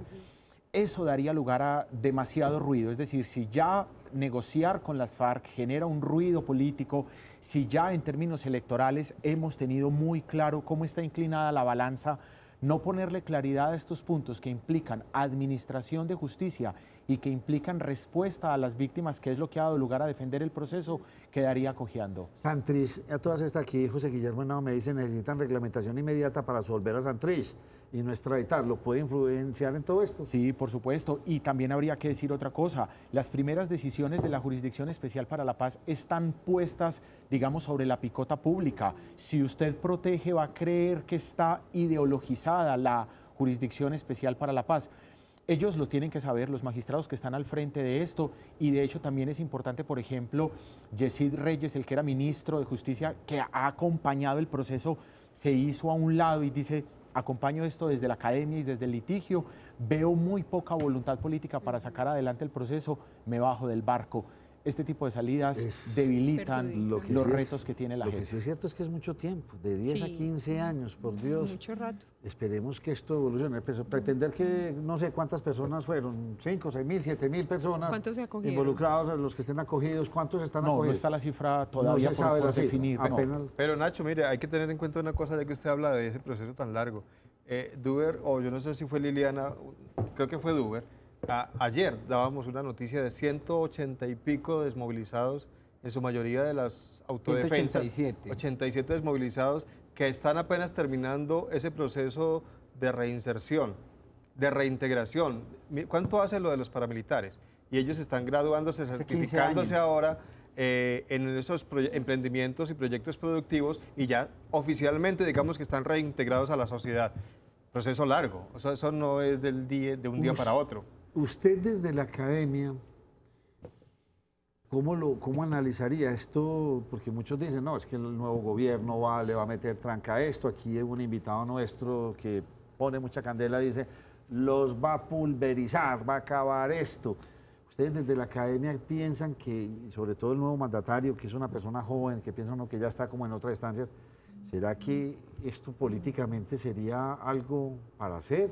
¿O esto hay que dejarlo que siga, pues que continúe en su gestión? Bueno, permítame, pongo en contexto un escenario que era el que alarmaba al electorado en Colombia de cara a las elecciones presidenciales. En medio de la desinformación y del temor se decía: quien vote por el candidato Petro, o no se puede votar por Petro porque va a hacer que esto sea Venezuela. Y no se puede votar por Duque porque va a acabar con el proceso de paz. Ni lo uno ni lo otro. Ya está Duque al frente, se posesiona el 7 de agosto. Yo creo que hay un respaldo de la comunidad internacional, Se ha blindado la estructura del proceso de paz, ahora sí en referencia al plebiscito. Digamos que el plebiscito fue uno de los puntos que permitió hacer un quiebre en la historia del proceso de negociación. Sin embargo, como la Corte Constitucional definió la estructura de lo que se estaba votando, debió haber merecido más atención porque no estábamos votando si queríamos o no el proceso de paz, porque como bien lo dice Luigi Ferrajoli, la paz es un derecho fundamental que tiene una característica y es que es un derecho fundamental contramayoritario. Eso significa que no va a haber un referendo, no va a haber una nueva votación para preguntarle al pueblo si quiere o no proceso de paz. Con la implementación podríamos tener muchos ajustes, claro que debe haber variables y Duque, siguiendo una línea de quien hasta ahora representaba la oposición, puede poner, digamos que, ciertas condiciones, pero que no van a significar, y eso lo espero no solo como profesor, sino como ciudadano, como colombiano, que efectivamente podamos sacar adelante esta implementación, porque bajo cualquier pronóstico, digamos en términos de teoría del Estado, a un grupo se le acaba de dos maneras, o se le arremete militarmente o se lleva a un proceso de negociación. En este proceso de negociación logró deshabilitarse, cambiar la naturaleza política, armada y beligerante de un grupo, y yo creo que ahora lo que hacemos es cerrar filas a garantizar unas mejores condiciones de implementación. ¿Y qué tanto puede afectar las famosas disidencias? Ya empezamos a tener noticias muy negativas en ese sentido. Ya estamos viendo que no son tan poquitos, sino que van estando como en muchas partes del país. ¿Qué tanto podrían las disidencias afectar pero esto ya aquí sí es un escenario en términos de derecho penal, y es la alternatividad que tiene la Jurisdicción Especial para la Paz permite concesiones en términos de administración de justicia en un límite de tiempo, y es 24 de noviembre de 2016 se firma el acuerdo, damos como límite 1 de diciembre de 2016. Quien incurra en un acto de delincuencia, de narcotráfico, de alzarse en armas, la consecuencia del proceso de negociación es que ya no tiene estatus político y entonces será tratado como delincuencia común. Y frente a ese escenario de delincuencia común, el mandato constitucional es muy claro y es la reacción inmediata de la fuerza pública en Colombia. En tiempo, el 7 de agosto se posiciona el nuevo presidente. Hablando en tiempo, en esos primeros 100 días, veremos ahí claramente si esto se destruye, no se destruye, como lo han vaticinado algunos, si se modifica sustancialmente en esos primeros 100 días, o esto será un tire afloje político de más largo tiempo. No, y vea, yo voy a tomar una posición, y ahorita que hacían referencia a quien le echa candela a esto, que le tengo un profundo cariño porque fue precisamente mi profesor de Derecho Público. No lo entrenó muy bien así, porque el doctor Tone Bravo. Tiene una condición y es, yo creo que el acuerdo y lo que hemos hecho y la manera en la que la comunidad internacional, el derecho internacional y las instituciones hay ahora no dependen de un presidente, y eso es lo que significa que Colombia es un Estado con instituciones, es un Estado social de derecho, pero tiene unas reglas de juego que no dependen del gobernante de turno. Y lo digo públicamente y lo asumo desde un escenario académico. Al presidente que esté al frente no le alcanza un poder para minar un proceso de negociación, porque esto ya no depende del presidente, esto depende de la sociedad en general, esto depende de la comunidad, depende de instituciones públicas, de medios de comunicación, de académicos, que blindamos y decimos, claro que hay escenarios que puedan negociarse, pero esto ya no puede dar marcha atrás, y ese es el mensaje que hay que decirle a las FARC. Es decir, si ustedes son fuerza alternativa revolucionaria del común, garantizamos instituciones para que participen en la vida pública, se comprometan a responder con la verdad y precisamente a desvirtuar todo este imaginario que tienen en contra, porque a quien deben convencer no es al presidente Duque ni al presidente Santos, es al electorado que cada vez que puede les da una patada en las urnas, que tienen vocación de dar un paso adelante, y a la sociedad en general. El proceso de paz no es de Juan Manuel Santos, el proceso de paz no depende de Duque, depende de nosotros que somos la sociedad, y haremos las intervenciones, las reflexiones, las demandas y los llamados ante la comunidad internacional para defenderlo, porque esta es una apuesta de país. Nacho, pero tengo una pregunta más de lo moral. Nacho, tengo una pregunta más desde lo moral, porque, bueno, a raíz de la reflexión que él nos hace, y la pregunta es, como sociedad, definitivamente no podemos perdonar a este grupo, porque usted dice, siempre que podemos les damos una patada en las urnas. O sea, nos negamos como sociedad precisamente a voltear la página y queremos, es como una represión hacia alguien o hacia ese grupo que en algún momento nos hizo daño y tenemos todavía en el recuerdo tantas cosas que pasaron.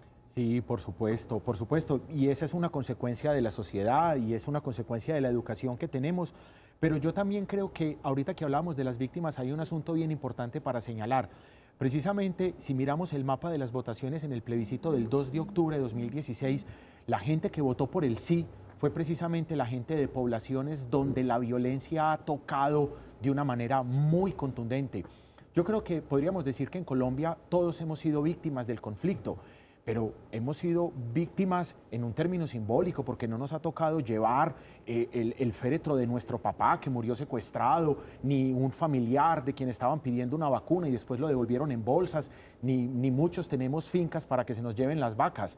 Creo que como sociedad todos somos víctimas del conflicto, pero donde ha habido minas, donde ha habido confrontaciones, pienso en la zona del Cauca, donde uno escucha la estación de policía y el bombardeo, fines de semana enteros y masacres, tal, es gente que ha dicho, de alguna manera esto tiene que superarse, ya no debe derramarse más sangre por una guerra innecesaria y absurda. Pero entonces, ¿cómo entender también no solamente la posición del colombiano que durante muchas propagandas en años anteriores le pedía y clamaba que guerrillero, desmovilízate, te esperan en casa y ahora que los tenemos en casa no los queremos, pero también en la parte del Senado, cuando se estaba dando el beneficio para las curules de las víctimas, se las negaron. Entonces, ¿cómo entendemos que nos indignamos tanto por las víctimas, pero realmente no le estamos dando el puesto a las víctimas? Pero es que eso ya nos lleva a otra pregunta que me encanta también, y es que precisamente a nuestros senadores desafortunadamente les ha quedado grande abordar temas muy importantes en Colombia. Y también quisiera señalar otra cosa, y ellos están ahí por culpa de nosotros, o porque votamos mal, o porque vendemos el voto, o porque no votamos. O sea, ellos, la responsabilidad es nuestra también, pero la gente que está ahí en Colombia hemos votado muy mal, hemos rifado los votos y tenemos un montón de gente que no merece estar allá, que le queda grande la condición para sacar adelante este tipo de debates. La triste maquinaria, y poco a poco los colombianos tendremos que aprender que no es el que está ahí, sino su proyecto. Una pregunta de cierre. ¿Usted qué opina de la consulta anticorrupción? A mí me da mucha pena con la gente que revisa el programa. Quizá pensarán que trajeron al invitado equivocado, porque precisamente yo soy formado en la línea del derecho constitucional que considera que hay temas que no se resuelven en las urnas. Y digo, todo esfuerzo que hagan las instituciones por erradicar la corrupción vale la pena, es bienvenido y debe hacerse, pero no de cualquier manera. Las 7 preguntas que componen la consulta que votaremos en agosto son en un 70% inconstitucionales. Es decir, no se vota en las urnas el salario de los congresistas. Eso no se vota en las urnas. Hay un principio normativo en materia laboral. Lo que hay que hacer es, hombre, o sea, lo que pasa es que eso suena bonito y a la gente le gusta, pero eso es inconstitucional y la Corte Constitucional es probable que lo tumbe. Suena bonito decir que nunca más vuelva a contratar con el Estado quien sea condenado por corrupción, pero es que eso significaría una cadena perpetua laboral. Eso sería castigar a la persona y no la conducta. Si a usted ya lo condenaron y ya pagó la condena, usted puede volver a contratar con el Estado, porque constitucionalmente debe ser así en un Estado social de derecho. Entonces, de contratación con licitación pública en todos los casos, eso no es posible. La administración está clasificada desde la ley 80 del 93 en contratos de menor, mínima y mayor cuantía. Para cambiar un bombillo, para poner un tornillo, para pegar un cuadro, no se puede pedir una licitación pública. No, es decir, yo creo que suena bien, quizá puedan tener buenas intenciones, pero son inconstitucionales. Y votar para que los congresistas vayan a los debates, eso no hay que votarlo porque ya está en la ley 5ª del funcionamiento del Congreso. ¿Cuál sería entonces la pregunta o las preguntas que se podrían salvar de esa consulta? Pues, o sea, al menos una que diga... O dos. Sí, por supuesto. Presupuesto participativo. Me parece preciosa, creo que vincula a la comunidad, empodera a la comunidad. Sí.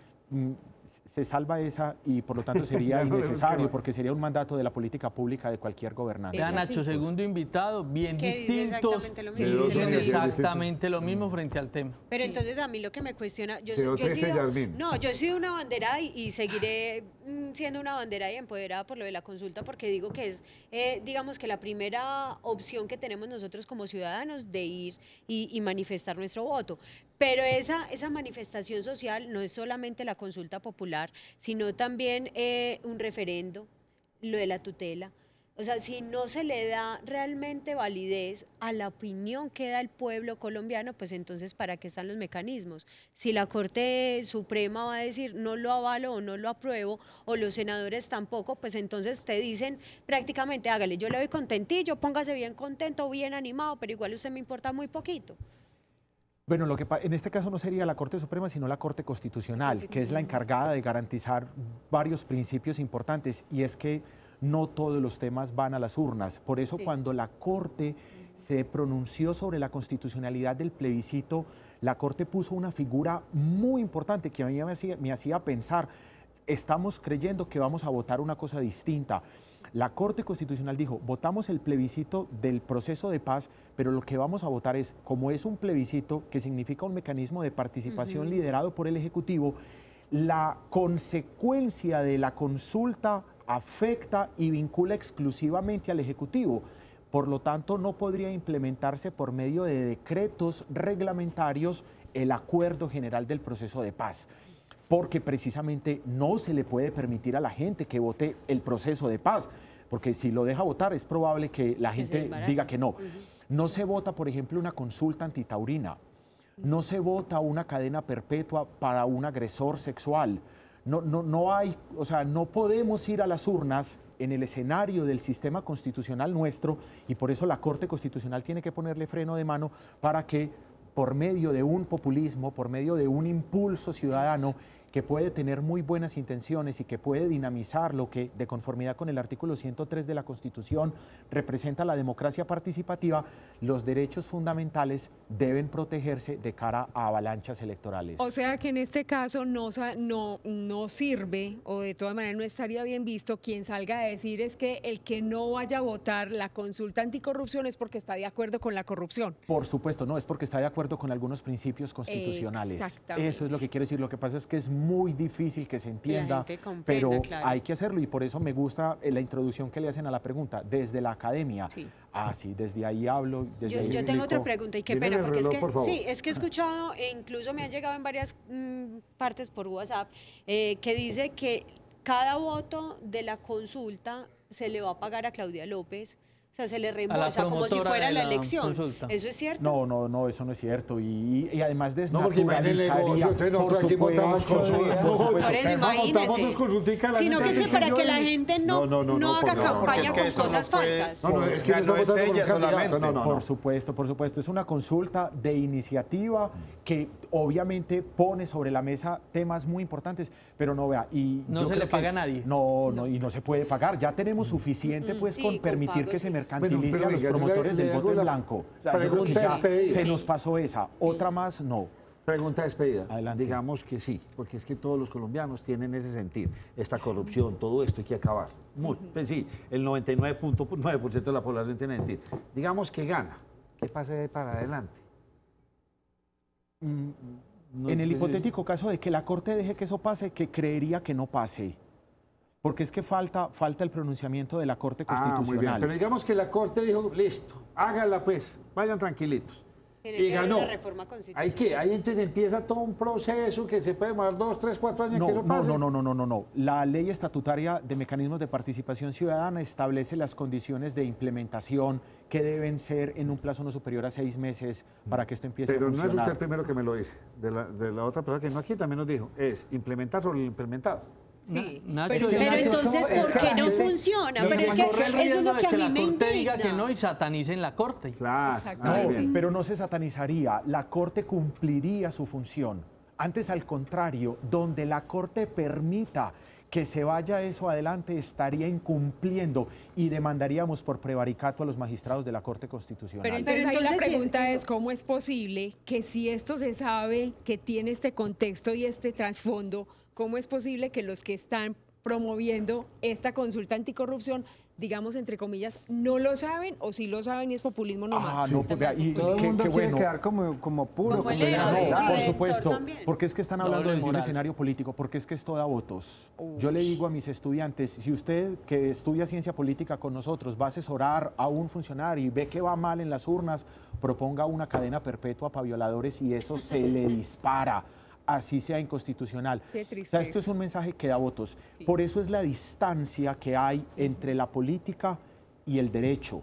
Y la función de la Corte Constitucional es salvaguardar precisamente esos contenidos de los derechos fundamentales que no pueden ir a las urnas. Incluso lo digo, vea, yo soy enemigo de las corridas de toros, pero por vía de consulta popular no pueden cerrarse las corridas de toros. Toca utilizar otra vía y ese es el reto de la academia y del constitucionalismo, pero Porque no en las urnas. Yo quería, la pregunta que estaba haciendo Yasmín es, hay una cantidad de mecanismos que están en esa consulta, pero eso no funciona. Y yo aquí le preguntaba al profesor David Suárez, lo del mandato, ¿qué? O sea, eso no es un mandato y entonces el Congreso tiene que tramitar ese tema y si no lo hace, entonces el presidente lo podría hacer. ¿Lo del mandato en qué queda? Pero mandato es que la revocatoria del mandato... No, como mecanismo de estamos hablando participación. de que esa consulta, si se llega a ser votada con los 12 millones, sería un mandato. O sea, la Sí, figura de sí, mandato. Sí, por supuesto. La decisión del pueblo es obligatoria. Sí, si llega a pasar, y era la pregunta que me hacían ahora, si por alguna razón esto va hacia adelante, vamos a las urnas. Entonces ahí sí le entiendo a Yasmín. Existen todas esas normas, pero no están funciona. funcionando. Pero no funciona. Ya, ¿Para qué es? va todo el pueblo, vota que Vota sí, y lo ahí tiene. sí tiene que funcionar Sí, a las tiene que buenas o a las pero malas. si quieren, incluso por pedagogía electoral, hay que decir que para que esta consulta popular Tienen que pueda tener generar 87. efectos jurídicos vinculantes, tiene que satisfacer dos condiciones. La primera condición es que tienen que participar al menos una tercera parte del censo electoral. Estamos hablando de unos 12 millones, porque el censo electoral son 36 millones. Deben ir a las urnas 12 millones. Y de cada pregunta que se vota en términos de sí o no, debe aprobarlo al menos la mitad más uno de los que participen. ¿Eso qué significa? Que si solo van a las urnas 8 millones y los 8 millones llegasen a votar a favor, No hay nada. pasa el requisito que establece la norma. O sea, tiene dos condiciones. Lo que Y pasa de es que hecho se tiene prácticamente que no estaría votar. perdido nada, no estaría todo perdido. Porque es que si se llega a dar eso, si la gente saliera en masa a votar, se cumplen los 12 millones, bueno, algunas preguntas no pasarán, otras sí, ahí se hace efectivo lo que se supone que busca la consulta. Y es Sí, que por incluso supuesto. también O sea, hay que que no tener estamos claridad que en el momento en el que se vote se debería de votar ya sea sí o no las 7, o sea, darle X en sí o no a cada una de Es las. a cada una, es a cada una. Yasmín no es pasa. promotora y me gusta No, que lo haga. pero Está ¿sabe bien, por porque qué, está bien. Nacho? No solamente por el hecho de tranquila, es que hacerlo la la estoy felicitando, consulta, me parece no, muy muchas bien. gracias, pero no solamente por el hecho de hacer la consulta, sino porque es el mecanismo de participación ciudadana. O sea, yo realmente quisiera ver que en este país se tiene en cuenta a la ciudadanía para decisiones trascendentales que Es nos una cuesta a todos. oportunidad. Es Ahí una lo que queda oportunidad. fue lo que usted dijo, la duda de quién es el que lo propone. ¿Por qué? Porque es pura política, termina siendo política. No lo propuso Yasmín, no lo propuso un grupo de jóvenes, no lo tiene que proponer alguien que sabemos que quiere hacer política. Nacho, pero yo tengo algo que decir al respecto. Y si funciona, ¿qué importa quién lo proponga? Si al final hacen lo que yo le estoy diciendo, profesor, salen 12, 15 millones a votar, una cosa utópica, y eso se tiene que tramitar y se comienza a hacer efectivo esto, pues ahí antes esas para son nosotros víctimas de mucho su propio mejor, invento, sí. porque vimos que los congresistas votaron 84-0 a favor de esto, y entonces haciendo cálculos políticos y la gente llega y les cobra por ventanilla votando eso, ahora sí, échense para atrás. ¿Me permiten una cosita que es... Pero pues, solamente usted sí, por ser el ya. invitado, porque estoy cogido la noche. Ya, vea, muchas gracias. No, vea, lo que Vamos pasa es 3 que minutos por después de la experiencia nazi, la democracia tuvo que vivir un cambio. Y es que precisamente los nazis convocaron al pueblo en un referendo si querían o no darle todo el poder al Führer y establecer el Reichstag, que desencadenó la Segunda Guerra Mundial y la ruptura de todo el proceso ilustrado moderno. ¿Qué significa esto?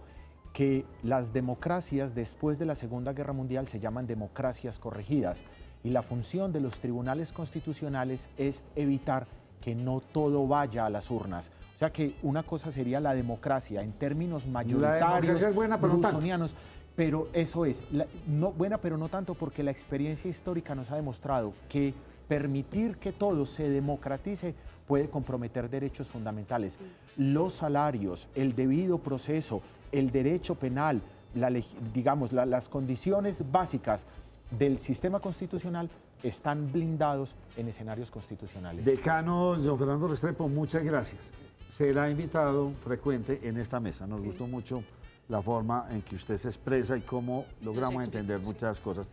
Germán Mendoza, rapidito, vamos con más información. Recomendación, Nacho. Recomendación antes. Sí, señor, tenemos recomendación en este momento de Crecer. Revista Propiedades lleva 20 años seleccionando los mejores proyectos.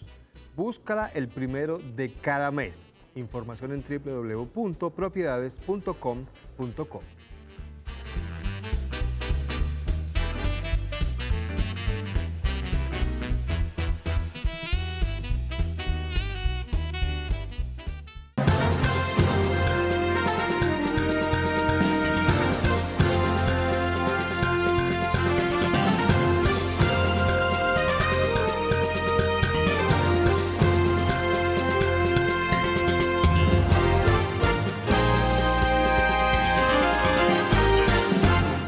¿Qué tal? Buenas noches, soy Germán Mendoza, bienvenidos a Cosmovisión Noticias. Mucha atención, desconocidos incineraron 3 máquinas que estaban siendo utilizadas para construir una carretera cerca al casco urbano del municipio de San Andrés de Cuerquia, en Antioquia. Hasta el momento, las autoridades no han podido establecer quiénes fueron los autores de este ataque. El comandante de la 4ª Brigada de Medellín confirmó que la mañana de hoy sujetos desconocidos incineraron 3 máquinas amarillas que se encontraban adelantando trabajos cerca al casco urbano de San Andrés de Cuerquia.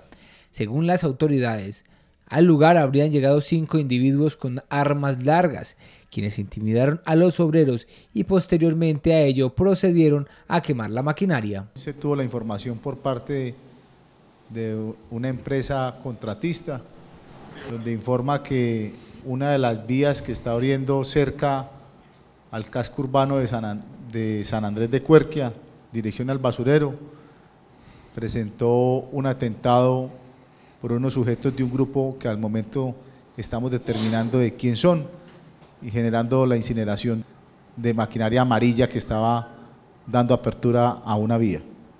Las autoridades indicaron que hasta el lugar fue desplazado personal del Ejército y la Policía Nacional, así como autoridades judiciales, quienes trabajan para recopilar material probatorio que permita dar con los responsables de este atentado. Fue asesinado el presidente de la Junta de Acción Comunal de Pascuita en el municipio de Ituango, en Antioquia. Desconocidos dispararon contra el líder en el casco urbano de esta vereda. Esta persona se había manifestado en el mes de marzo en contra de la erradicación de cultivos ilícitos en la zona. Como José Abraham García fue identificado el hombre asesinado cerca de las 8 de la noche de ayer en la vereda Pacuitá del corregimiento Santa Rita del municipio de Ituango, quien se desempeñaba como presidente de la Junta de Acción Comunal de este lugar. Según las primeras versiones entregadas por las autoridades, esta persona fue atacada por hombres que portaban fusilería cuando se encontraba en el centro de la población. Afectan la vida a este señor. En la mañana de hoy ya salimos con unidades de Policía Judicial y también de Ejército hacia esa vereda y vamos a hacer los actos de Policía Judicial para hacer el levantamiento de cadáver y más adelante le tendremos toda la información de cómo fueron los hechos de la muerte de este líder. Ya estamos con el doctor Carlos Taborda, que es el fiscal regional. También mandamos unas unidades de Policía Judicial. Esta persona se caracterizaba en la región por ser defensor de los derechos humanos y por hacer denuncias contra la fuerza pública y los grupos armados ilegales que cometían abusos. En el mes de marzo, José Abraham participó en unas manifestaciones de los cocaleros en el municipio de Ituango, quienes reclamaban garantías. El gobernador de Antioquia, Luis Pérez Gutiérrez, apoya la decisión del gobierno nacional de utilizar drones para erradicar cultivos ilícitos en el territorio nacional. Propone el gobernador de Antioquia también la utilización de helicópteros para el mismo fin. El gobernador de Antioquia indicó que apoya la decisión del gobierno nacional de erradicar los cultivos de coca con drones y resaltó que de igual manera le propuso al presidente electo Iván Duque utilizar helicópteros para este fin. Porque un helicóptero puede fumigar localizadamente una siembra de coca sin perjudicar los demás sembrados que hay a su alrededor y sin perjudicar también a los habitantes. Eso sería mucho más barato, más económico, más eficiente y sería mucho más rápido. Pérez Gutiérrez indicó que si bien esta es una manera novedosa de combatir el narcotráfico, se debe tener en cuenta el tema de la seguridad de estos aparatos tecnológicos. La policía y el ejército tendrían que cuidar la seguridad para que de pronto no los vayan a derribar a una distancia cercana o lejana. De igual manera, precisó que la erradicación manual es una manera vetusta de luchar contra los cultivos ilegales. Es momento de hacer una pequeña pausa, pero ya regresamos con mucha más información en Cosmovisión Noticias. Ya estamos de regreso, muchas gracias por continuar con nosotros. El Instituto Colombiano de Bienestar Familiar lidera una campaña para prevenir la explotación sexual en menores de edad en el territorio nacional. Actualmente en el país hay 688 procesos de restablecimiento de derechos de menores. En Antioquia son 112 los procesos. Bueno, hoy estamos lanzando en todo el país la campaña Colombia Presente contra la explotación sexual en niños, niñas y adolescentes. En Colombia desafortunadamente estamos registrando en estos últimos 2 años 688 casos en los que abrimos proceso administrativo de restablecimiento de derechos porque niños, niñas o adolescentes fueron sometidos a explotación sexual con fines comerciales. Desafortunadamente pues tenemos cifras muy lamentables, como que tenemos 14 casos de niños entre los 0 y los 6 años, tenemos 46 casos de niños entre los 6 y los 12 años y tenemos 237 casos de 12 a 18 años. En Antioquia específicamente hemos registrado 112 casos detectados o que ya los tenemos en proceso administrativo de restablecimiento de derechos. La Autoridad Ambiental Corantioquia y varias empresas del departamento se están preparando para enfrentar el cambio climático. Se busca con esto emprender acciones específicas para mitigar el efecto del calentamiento global. Nosotros hicimos un análisis de varios componentes, por ejemplo, uno de los cambios en temperatura. Hicimos modelaciones al 2040 que nos permite tener para cada uno de esos municipios cómo va a cambiar la temperatura en ellos o cómo va a cambiar la precipitación. Y eso nos permite diseñar esas 72 medidas de acuerdo a las características. En algunos aumenta la temperatura, en otros baja, en algunos aumentan los periodos de precipitación, en otros bajan. Entonces las características y la manera en la que reaccionan cada uno de esos territorios requiere medidas particulares para cada uno de ellos. Valentina, la leona del Zoológico Santa Fe de Medellín, que ha estado pronosticando los resultados de los partidos de la Selección Colombia en el Mundial de Rusia 2018, pronosticó ya el resultado del partido del próximo jueves ante Senegal. Los animales del Zoológico Santa Fe no se quieren quedar por fuera del Mundial y participan a su manera. Es la 4ª vez que la leona Valentina le apuesta a un equipo como ganador. Siguiendo el ejemplo del pulpo Paul, hace unos años quisimos hacer nuestro propio intento con la leona de acá del zoológico y la pusimos a predecir el primer partido del Mundial, que fue Rusia-Arabia Saudita, y lo predijo correctamente. Después predijo el marcador del partido Colombia-Japón. Ella dudó mucho antes de elegir una caja, finalmente ella eligió la caja de Colombia, pero pues cierto, ahí nos decepcionó la selección. Y ya el partido Colombia-Polonia también lo predijo correctamente. Esta leona llegó de la ciudad de Cali al Zoológico de Santa Fe cuando tenía 7 meses y hoy tiene 9 años de edad. Así fue su predicción. Para quienes confían en la selección, parece ser que este jueves nuevamente celebraremos un triunfo que llenará de alegría a todo Colombia. Empate. Ay.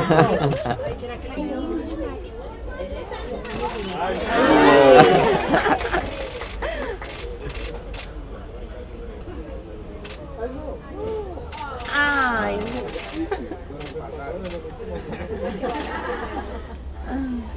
Bueno, mira, nosotros pintamos 2 cajas de cartón, una con la bandera de Colombia y otra con la bandera de Senegal en este caso. A las cajas también les ponemos esencias olfativas, que son atrayentes para estos animales. las cajas se cuelgan en el árbol en el recinto a la misma altura y se le permite a la leona elegir una caja para bajar primero. Estas actividades son realizadas con el fin de integrar a los visitantes del Zoológico Santa Fe con el ambiente del Mundial. Hacemos una nueva pausa, pero ya regresamos con toda la información deportiva que nos trae José Luis Alarcón.